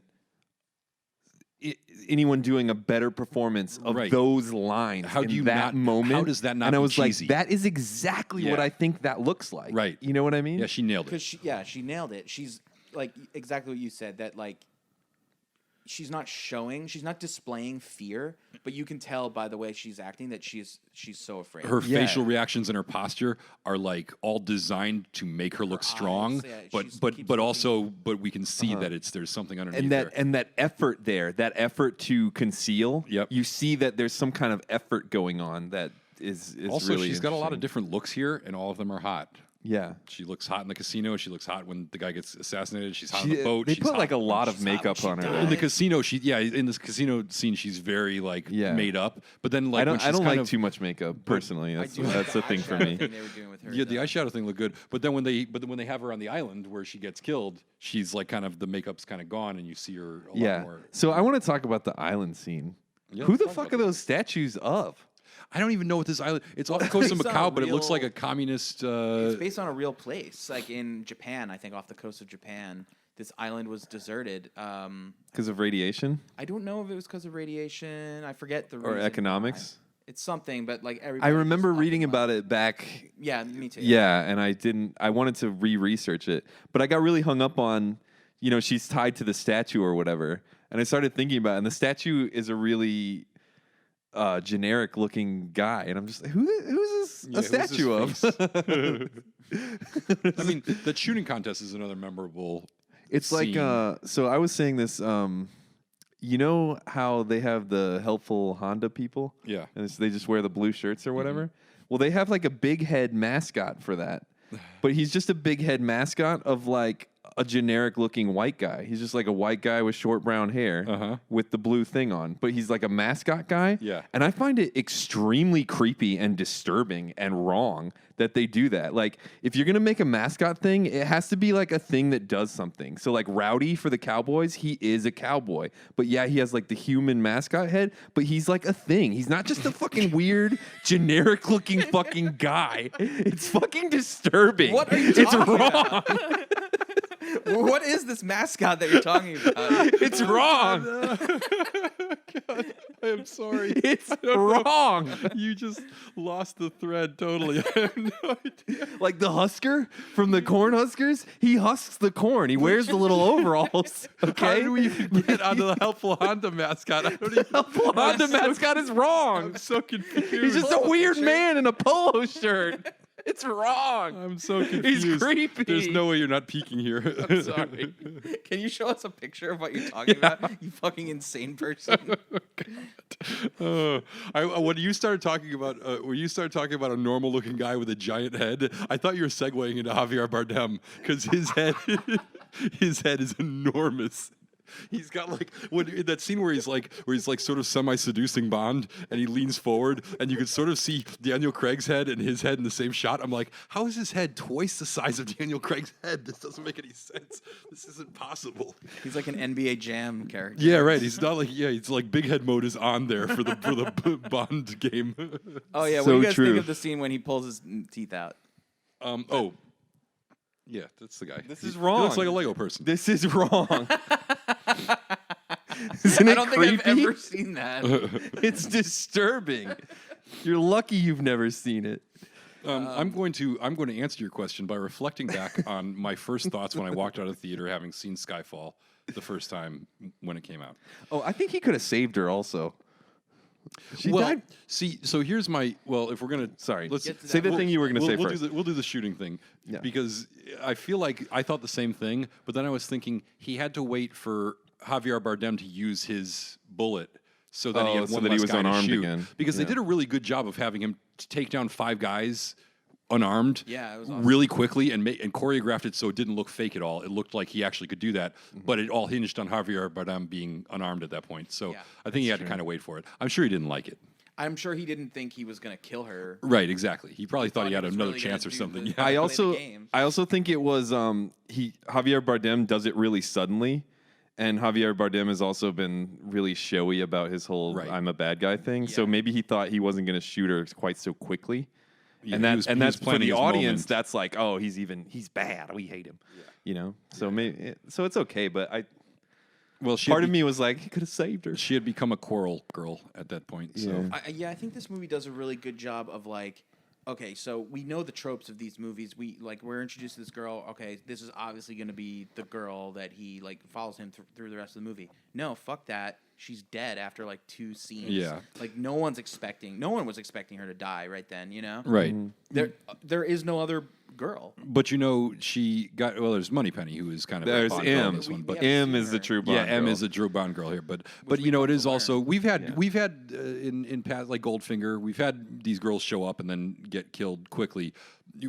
We should have known it was a bad sign when she seems like she's going to be a femme fatale when she's introduced, and then she gets that Bond dick too quick and converts, and that's never a good sign for the bad girls when they get. If they get the seduced D over too the soon? good side. No, yeah. Just if they jump ship on the bad guy too soon, it's never a good. If we go see the Bond 25 together, I'm just imagining you leaning over. She got the D too soon. Yeah, We definitely have to make predictions during the yes, movie. we absolutely we will know at this point what happens. So the girl in the very beginning, when he's on the Turkish beach and he slams her up against the wall, and you kind of see some side boob action going on. That girl, I read, she auditioned for this role, for the role of Severine. Didn't get it, but they were like, "Oh, we've got this other great role for you," and it's literally just her naked being slammed against the wall. Yeah, Yeah. and he doesn't even say goodbye. Does he? Well, mean, maybe he Well, does you see off. her, like, in maybe a he does towel, off camera. watching him as he leaves, and then that's it. Yeah, and he's drinking the Heineken, but he doesn't give her one. Yeah. Which maybe he likes her. It's not a Maybe very she good beer. doesn't like Heineken. Yeah, Since we've already discussed that, that is definitely a call on her possibility. part. Yeah. Is she the only Bond girl to have no lines? Have we ever seen him sleep with a girl and then she doesn't say anything? I feel like that must have happened. Yeah, in one of that the early has to have Connery happened. ones. That has to have happened. Listeners, Yeah, Prove us tune wrong. in if you know the answer to that trivia question. But you know, Amstel is better than Heineken. Newcastle is actually made in Holland also, and it's better. Oh, I than love Heineken. Newcastle. Did you know that it's made in Holland? It's not made in Newcastle. I did not know. It that used to be made in Holland. Newcastle, and now it's made in Holland. We're the Bond Boys, but we're also the Beer Boys. Yeah, Yeah, I know beers. Bond beer boys. We were talking about the face. Yes. The face, yes. Wait, what? So Javier Bardem's head? yeah, well, No, Silva not the size of his the actor's actual No. head. You know, he gets captured and then he tells the story about the Yeah, the cyanide. Yeah, and then he takes his jaw out. Yeah. His teeth or whatever. That part's great. And there are so many things wrong with that. It looks so bad. The CGI has. It dated. is so. I like it. I walked out of the theater at the time thinking this movie sucked, and the crux of my argument was that moment. I was like, they spent $200 million on this shit, and they can't make that look good. Even at the time, it was bad. I walked out of the theater thinking that was embarrassingly bad special effects. Like, first of all, his droopy eye totally looks fake. There's no way his cheek would be that sunk in based on the prosthetic that he took out of his mouth. It was Right. tiny. It would not fill in his cheek that whole way. They overdid it. And then the teeth are like floating around, and like his whole mouth is black, and the little snaggly teeth that he's got are like floating around and moving in his mouth. And when his mouth moves, the lips move funny, and the teeth move like they didn't have any markers there Yeah. to set them. Like, you know how they usually, if they do green screen, they usually put some markers there so the animators can keep things in the same place. And it's like they're floating around and moving. It looks so stupid. I watched this with Colleen last night, and she, during this part, I didn't say anything, and she, watching the TV, she just goes, "How do they do that?" Like, she was like blown away. So maybe it's just us. Maybe I don't think it looks that fake. I mean, I Oh, do. it I looks see. I terrible. think it looks fake, but I mean, like I'm into it. Bond villains are deformed in like No, but like this isn't about 70% of he's them. he's deformed and this looks bad and because it's supposed to look gross or something like that. It's like Yeah. they were trying to do something and they failed so spectacularly. I don't know why more people aren't outraged by this. Like I feel like I'm taking crazy pills every don't- time somebody says this isn't that bad. I'm like, no, it's that bad. For me, it's not the mouth. It is the saggy under eye thing. Yeah. That because it doesn't. When he puts it back in and his eye comes back up to where it's supposed to Right. be, it doesn't correspond timing-wise. Exactly. That's what Harris is saying. So that's part of my complaint. My other part of the complaint is like when he first opened his mouth and you see the little snaggly teeth in there and that blackness, I was like, okay, the lips are moving a little bit. You can see where they're painting his lips a little bit and not matching his actual facial expressions, which was kind of annoying, but I was like, oh, maybe I overreacted because I'm not seeing the teeth floating like I remember it. And then sure enough, as soon as he like smiles or says something, the teeth start moving in weird ways up into his mouth. And I'm like, that isn't what his face is doing. It's like they didn't render it out correctly or something. So bad. It would have been cooler if he like started to pull the thing out of his mouth and it just like is this huge thing. Like it goes all the way up to his eye or something. And then his mouth is just like, yeah, but it was just like my dad did something like that. Yeah. What this I think would have been interesting. When he's giving his monologue to her or whatever, they're still processing him. And instead of him taking it out, they take it out of him and take it away from him just in case it might have some kind of concealed something in it. And then for the rest of the movie, he doesn't have it. Oh, yeah, that would be pretty cool. I think that would be cool. Yeah. But clearly they would not have been able to execute that because they didn't properly execute the moment. Yeah, for what it is, like for that to fulfill that trope of like a misshapen or a disfigured, deformed or deformed. Yeah. What did I say the first time? Deformed. Probably deformed. No, like a second ago I said something else. I think. Like, were we trying to go back and figure out what word you said? Yeah. Whatever. What I was going to say is on like, the tape. to fulfill that trope, Podcast listeners, if you're really interested in finding out what word Colin said, feel free to rewind and re-listen. fulfilling that trope, they did a cool thing by just like showing it, even though it looks bad. They showed it in that one scene, and then that was it. Deformed, I think, is what I was yeah, saying. That's what we were saying. Jesus. Speaking of crazy pills. All right, let's get to the Home Alone scene. Wait, no, before that, because we are talking about bad CGI, and I wanted to ask Colin, what did you think of the Komodo dragons? Because this isn't bad CGI, but I'm just curious. What did you think of that Komodo? What did you think of the Komodo dragon scene? The scorpion. Yeah. The scorpion's bad, yeah. Because when... the angle that it's like sitting on him doesn't seem right. Yeah. Why didn't they just use a real scorpion? Can't they just... Yeah, just like take the... it or yeah. what's the word? Like bleed it out or whatever? Out? Yeah. I don't know. Yeah, the Komodo dragons. See, I always thought Komodo dragons were friendly by nature. I thought so too. I thought you could pet them and stuff. And you would think that if they have Komodo dragons on display, that they're probably feeding them regularly, so they're not starving to death. But I'm thinking specifically of when he jumps off the Komodo dragon to escape. Oh, he uses it as a step. And my notes I took when I was watching it is, oh my god, this is the dumbest thing ever. Colin probably loved it. That would not help him jump higher. No, it doesn't at make all. sense. If anything, you just stomp the acts Komodo like a dragon trampoline, down. Harris. Yeah, exactly. It's like Mario Brothers. Also, him doing that, like after we saw him on the elevator where he couldn't just hold himself up, but then he jumps out of the dragon pit and just like slings himself over the railing. We also see him vault about 8 feet in the air to grab onto that elevator off of nothing. Yeah. And now he needs a Komodo dragon to get out of this little pit. It's just so dumb. But stepping on it would not boost him. It wouldn't. If anything, the dragon would just... its little legs would. Yeah, exactly. Yeah, this was the first one. Well, no, it's not the first one to have bad CGI. That was Die Another Day. Honestly, I love that they throw him in a pit with an animal, though. I mean, Yeah, that's that was cool. that's classic. It's a little Return of the Jedi. But again, they should have just used a real Komodo dragon. It's like you hate Moonraker though. When they throw him in the snake, when they throw him in the snake pool. I do hate Moonraker, but I don't hate that part. That part's kind of cool. Yeah, that part's I good. can that like things. I rubber can not snake like is things. more believable than the scorpion in this movie. Yeah, I thought they. Oh, I also wanted to talk about they do a good job. The other thing that I remember from the first time I ever watched this that I wanted to point out was they do a nice job of setting up M to get killed in that courtroom, because it was pretty clear at that point when she's testifying, like it was pretty clear to me anyways that they were setting her up to be killed in this movie. And I thought they were going to do it right there in the court. And I remember like feeling a real sense of tension, because it's like Bond's chasing Silva. By the way, sliding down escalators, one of the best things ever. I used to work in an office building that had one that didn't have bumps on it, and it was like 2 stories, and it was amazing. So particularly love the scene. But Bond's racing to save her, and she's giving this great speech talking about her late husband, then reciting a poem about sacrificing for the greater good. And meanwhile, you've got like that's all undercut with like Bond with the sound off, sprinting manically to save her, and we know he's not going to get there in time. And then Silva busts in, and I was just like, holy shit, they're going to kill him right here.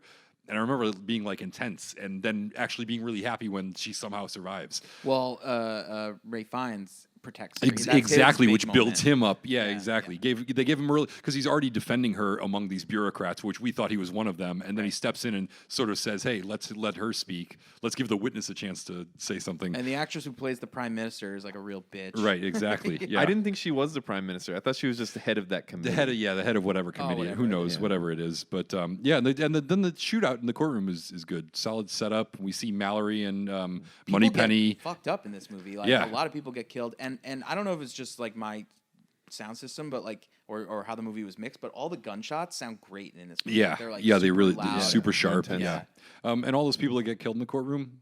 It's kind of on M since they warned her to get out, and she was like, "I'm not going to turn my back now." So a bunch of people got killed. Who's the guy who sits next to M? What's his name? Tanner. Tanner. yeah. He's a fucking dope. That's Yeah, the real problem. He He had should have. all the He time had to a get her out of microphone in front of him. He should be like, "This hearing's over." I'm Excuse sorry. me, I'm excuse me. sorry. There's people coming here to kill us. So Excuse me, this hearing's over. We gotta duck. This hearing's over. Yeah, we're gonna take off. All right, let's get to the Home Alone scene. So then, she doesn't. That's get on that killed. guy. She To me, doesn't get not killed. on him. The other people that died is on he him. tells her that they got to leave, and she's like, "I'm not going to turn my But back." they show that he keeps getting more messages, and he's ignoring them. Exactly. Yep. That's on him. So they get out of the courtroom. Bond saves her, gets her into his classic Aston Martin, and we Realizes get the that they're always one step behind Silva. He always knows where they're going, so they need to go somewhere that he definitely doesn't know about, and it's a place that no one seems to know about. Or, I mean, I don't know. Does M know about it? She does say something like, "This is where you grew up," right? yeah. She She knows. kind of figures it out. She knows because she knows when they say the Skyfall line earlier in the interrogation. She knows true, what true. she I like. understands. What they're There's a talking little about. scene where they're on the outskirts of the property, and she asks him, and he's like, "You already know. Why are you asking?" Yeah. And it's a she's really like, good moment. When? 'cause How it's- old were you when your parents died, or something like that? And That's she's like, very. It's very like important for the relationship of the two characters. She's like, I do already know everything about you, but at this point, I'm trying to let you be vulnerable or open up with me or whatever. And he's like, no, that's not what you want. We got to go kill these dudes. Yeah. They drive there in his classic Aston Martin, which, of course, when they pull it out of the garage, they play the classic Bond theme, which is such fan service. It's like almost too much. And then he threatens to eject Yeah, her. and then they get the ejector seat gag, which is a cheesy, funny line. Yeah. And then are we going to talk about my favorite now? Kincaid is the worst. best part. Kincaid is the worst. So chummy and hammy. So many cheesy jokes. What did He's you say you awesome. do for a His living? lines are so cliche. Oh, God. Every line he has is a cliche. Right here. Read Welcome the- to Scotland. Read this. Read this. So chummy and hammy. A lot of cheesy jokes here. What did you say you did for a living? Colin probably loved this part. It did. Yeah. Nailed it. Yeah. Every line he has, yeah, it's totally fan service and just cheesy shit. Yeah. Yeah. And then they have the. We only have your dad's shotgun When left. he went in there, he was a boy. When he came out, he Yeah. had Oh. fucking pubes. Harris, look. Hold on, Harris. You got to see something that's in my notes. I only have 4 notes, and guess what? One of them is. something about me. I'll talk about how It's they, about Kincaid, but it's not what you think. I'll talk about how they jump into the 8, so they got to fortify the defenses. Kincaid and M should fuck. How do you know they didn't? Listen, yeah, I was gonna say they were in that chapel for a little bit. We They- should have got to see that though. We see Bond and other ladies like get down. Yeah, why what couldn't would we be see the so old people wrong boning? about seeing Kincaid? You know the and worst. M You know have the a worst sex part of scene? that. If they did fuck in the chapel, that meant one of them was definitely a lights on person. Because there's no reason for them to put lights on, which is exactly how Silva finds out where they are. But yet they turn the lights on because somebody really. Kincaid's No, like that bothered me too. Like every time they show him looking in the distance, you see the flashlight like all really Yeah, it's like- crazy, and then they cut to them and they're just walking like this. With the flashlight straight. You down. Maybe can't that's run- because they were getting down and he was just holding the flashlight. She's riding him. The flashlight's going He's everywhere. screaming out "Yeehaw!" So Kincaid was supposed to be played by Sean Connery Right. originally. That was the plan. But, Instead, they got the big fish guy. Yeah. So we don't even know if this all really happened or not. right. Gotcha. Yeah. So I said that joke earlier, and I was like, "Oh, I should have waited to say it in the podcast." It was funnier earlier. Yeah, I know. Damn. So the producers decided against going with Sean Connery because they thought it would confuse fans, that they would be like they wouldn't stand to see Sean Connery not playing Bond. But the first how thing could he there be says two is, Bonds? "This is Kincaid. He is the gameskeeper."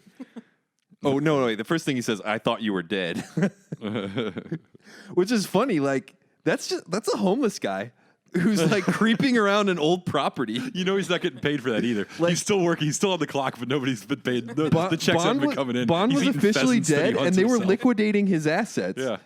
Like they sold that farm to like the government repossessed it. Oh, by the way, That was a homeless guy. yeah. Creeping around an old property. squatter. Yeah, he's a squatter. Yep. He is. Now, how And bad he do you has cheesy lines? How and he's bad do you awesome. feel for the people who bought Skyfall and then they show up the next week to move in their stuff and it's just a pile of ashes on the ground and they're like, "What?" I the feel like it's still owned by the government at this point. Like the government repossesses it and then resells it, but they haven't had the open houses yet, you Yeah. know? Well, Because why- they have to get the I don't government know why real the estate government's agent. getting it just because. I don't know how. That's the how it government works. in the UK. She said like we took your stuff. No, they said they put And- his stuff in storage and sold his flat. They were probably it was probably a company flat. It's not Oh, personal right. possessions. But his I would personal think. possessions, they repossessed. No, they didn't. They put them in storage for him. their storage. They said they had this stuff in storage. Yeah, but it's in the government storage. They don't own his stuff just because he died. But they say he doesn't have a will and testament. So Doesn't have a living heir. Yeah, I think I don't I think the government his stuff goes to the I government. don't know that the government just gets all this stuff. But I think we're arguing a minor and dumb. point. What stuff does he have, really?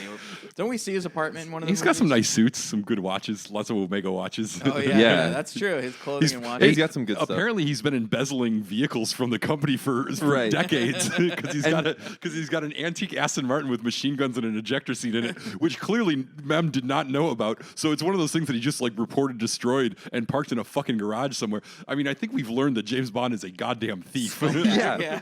He's a piece of shit. What?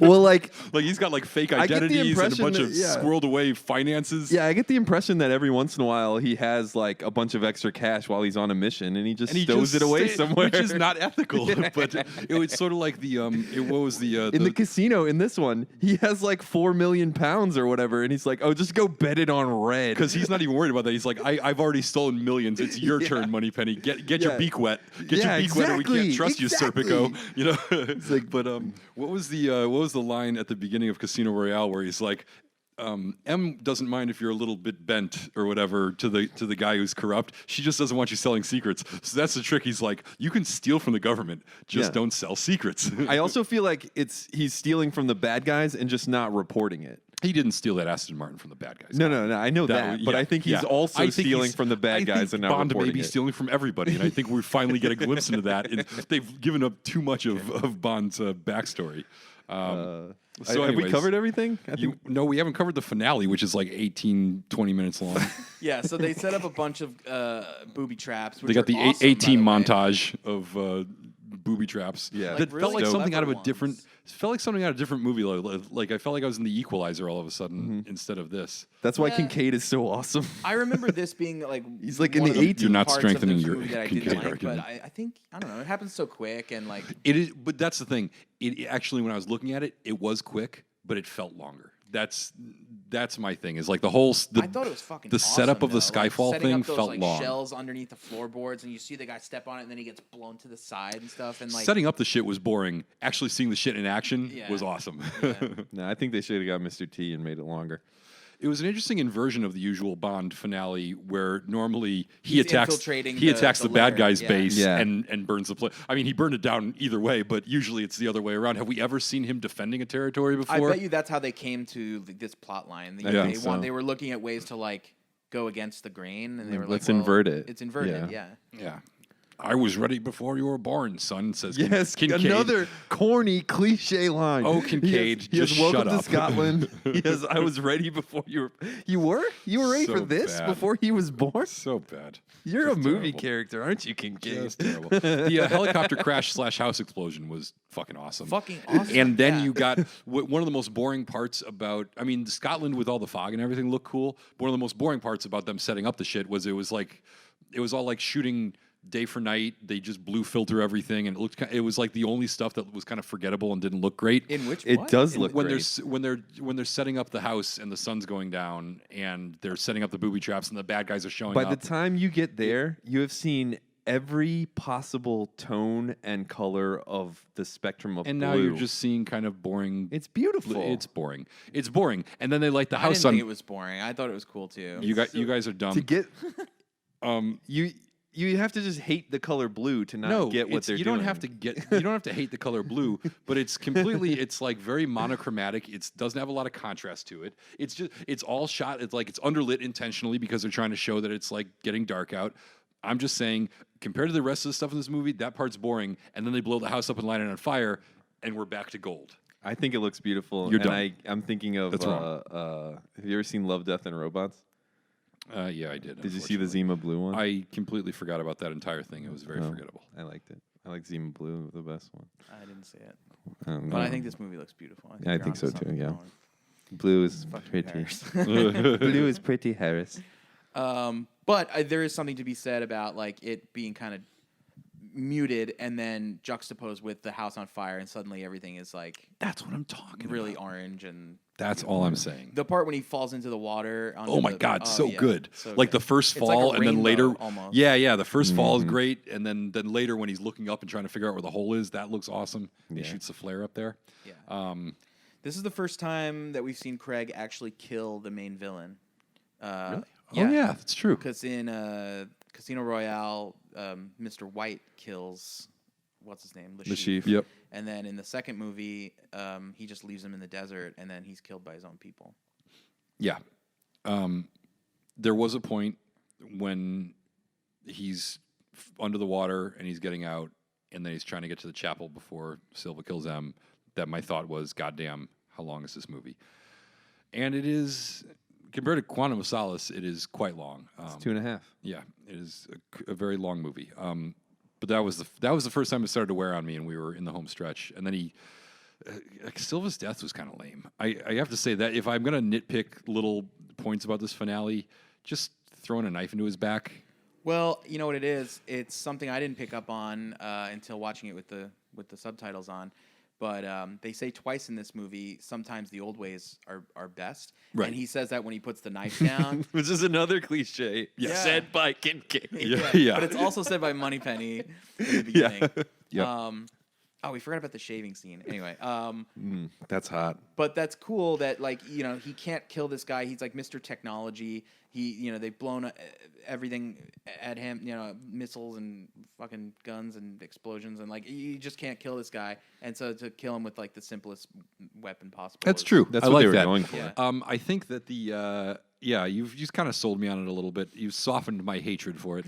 I do, but also My job here is done. Silva's spent the entire movie talking about how great it is to be like a freelance terrorist and whatever, and now he's going to get the thing that he wanted, which is to kill M, and he's going to kill himself at the same time. What was I was Kincaid like- doing in the other room?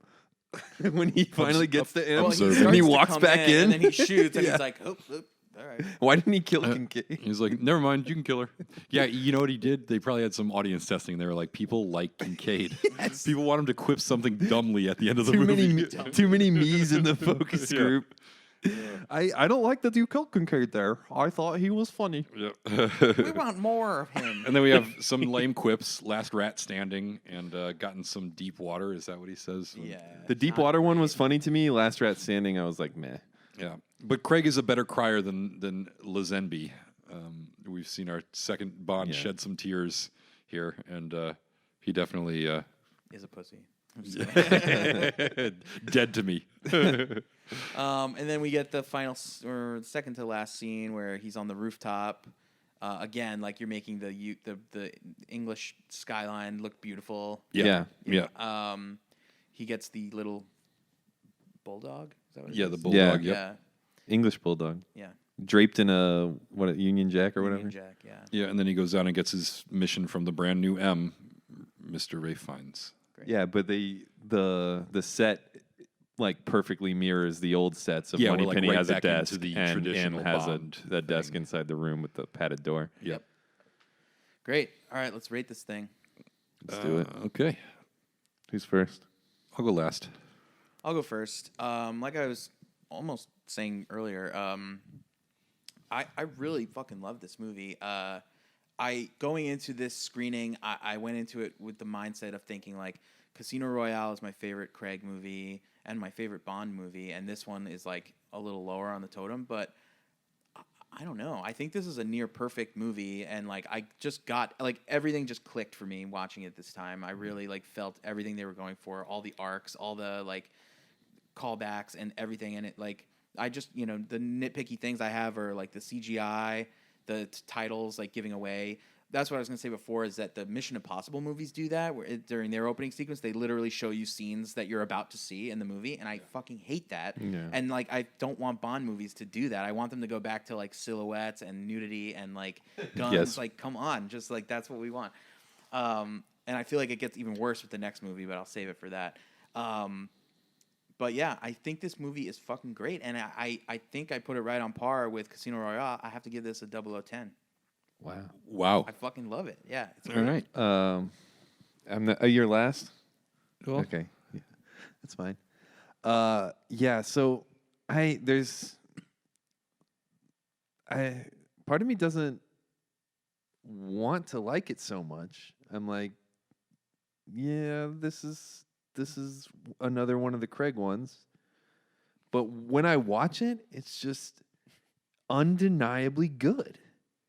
It's just like, I can't deny this. This is good. It's working. Like, it may be that it's a good movie by itself, but I see the Bond elements, and it's just good. I don't know what to say. Stop you right there. Are we going to go through all these movies, and you're not going to rank any of them a 0010? Yeah, He no, said I'm never that going to very rank it early 10. on. I can't believe it. He said that The perfect Bond movie has yet to be made, Damn. and it's you know why? Because you're not in it. They You'd be- just need a touch of Colin. You'd be a good heavy. Yeah, Yeah, okay. I could be. I'll lobby for your I could be a casting. henchman. For sure. I think Easily. you'd definitely be a henchman. I You could got hench. that look. In fact, I'm starting a petition. We You need should. to be a henchman. Get Colin Yeah. in a Bond movie. Yeah, just like, can you imagine me like just grappling around? Now that I've seen it in action, yeah, when I you're pantomiming I'd grappling, rather be like a Quarrel, but What if you were a henchman that became a Quarrel? oh, that'd be so good.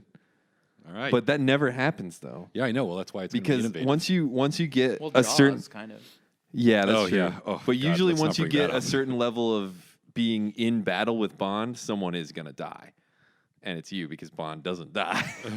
True. Good point. That is true. So I'd have to be I'd have to be like an informant or something like that. Maybe I don't know.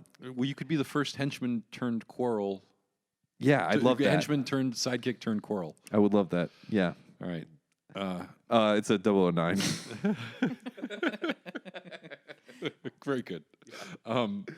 Yeah, so this is sort of a return to form. It's kind of bringing back some of the old familiar tropes. It's Craig giving one of his best Bond performances, and M is basically his co-star, and Judi Dench is always awesome, goes out with a bang, and gives us some really classic, some of the best M scenes. On the other hand, there's a lot of fan service that's really heavy-handed. There are a couple of like legitimately memorably weak-ass moments, jumping off the dragon, the terrible CGI face that I just cannot get over. And I hate Bond movies that are about Bond's personal history. I just want him to be like a boring guy with a job to do that happens to be being a super fucking badass. And this is like one of the most personal Bond movies ever. So I disliked this movie immensely originally. I thought it was totally overrated, and I couldn't get past those three big negatives. On second thought, on this viewing, this is the best looking Bond movie ever. It's built around my favorite Bond and the best M ever, with plenty of like iconic sequences and like amazing moments. It still gets docked an entire point for Javier Bardem's CGI mouth. I seriously hope the artists responsible are filled with self-loathing every time they see that scene somewhere. They're just like, oh my God, what did we do? We had 1 week to do this. Yeah, but it still winds up with, I think, a very respectable 008. It would have definitely been a lock for a 009, if not for that one fucking terrible CGI thing. So yeah, I'm sorry, I gotta bump it down to 1. But I think we all had some great movie, I though. think we all had similarities in our ratings. I think there's stuff that we didn't like Yeah. and didn't And I respect like. the 0010 or the whatever it is. Yeah. It doesn't even make sense. Yeah, I mean, however many zeros you want to put. but I get that. I totally get that. It's just for me, I can't get over the CGI thing. It was Yeah. always going to be a notch below Casino Royale, but it just There gets is something about it. You watch it, and there's something undeniably good about it. Oh yeah, there's Maybe it's just amazing. maybe it's just the cinematography, but I think it's just good. I mean, when you make something that looks that pretty, Yeah. it's hard to screw it up. Yeah, it could have been a long way. It could have been a lot dumber, and it still Yeah. wouldn't have gotten docked that many more points from Yeah. me. Yeah, I mean, there's really there's not many missteps in this thing, like logically, and I mean, the one logic thing is the fucking train. God damn. Yeah. But yeah, I almost docked at a point because of that. But it didn't bother me as much this time because I felt like the subway thing was like set up a little better than I. Yeah, Why and the wasn't- slide down the escalators. why wasn't- That automatically discounts any negatives of that. Why isn't Kincaid in Spectre? Do you think he's going to be in the next one? Can't even handle a Kincaid love. I can't. I just can't. Want that. Sadly, I knew it though. I called it in my notes. I knew exactly what you would love about this. I think Albert Finney is dead in real life too. That actually, you might be right. That may be that may be a part of why he wasn't cast. Although that doesn't, now we've got all sorts of face mapping and stuff. Oh, that's what I could be, son of Kincaid. Yeah, gotta work on your Scottish saying it. accent. Sounds so stupid. You could, and what should your name be? Kincaid, just like Quarrel, just like Quarrel, just like Quarrel. I Son want is them in Quarrel. the script to call me son of Kincaid. You just be Kincaid, just like Quarrel was Quarrel. Yeah. Quarrel's son was Quarrel. All right, so License to Watch, obviously. Yes. Yeah. Vehemently issued. All right, with that's our mallets. show. That's our show. Thank you for listening. Special thanks to Alex Wilson for doing the song, the Skyfall remix. It's great. And come see our live show. It's Thursday, November 7th, 8 o'clock at Fay Dodo in West Adams. If you're in the LA area, the tickets are free, whether you get them online or at the door. Doesn't matter. Just show up, throw tomatoes at us, or specifically Colin. And yeah, y'all have a good time. There's a link to the tickets in the episode notes, which has the info. There you go. And check out our Patreon. We got a Patreon. We got some new episodes on that. So Yep, we got definitely 3 take a new look at that. shows on patreon.com/Bondcast. If you want to hear us talk about other movies and the future of this show, you should go check that out. Cool. Thank you. Shoot us a message on Reddit. I'll post this on the James Bond subreddit. That's it. You guys have James anything? Bond will return in a very special live episode of Spectre. Spectre. Spectre. Sing the Spectre song, Colin. Oh, how's it go? Come on, Colin. I wasn't ready. We're on Skyfall, not Spectre.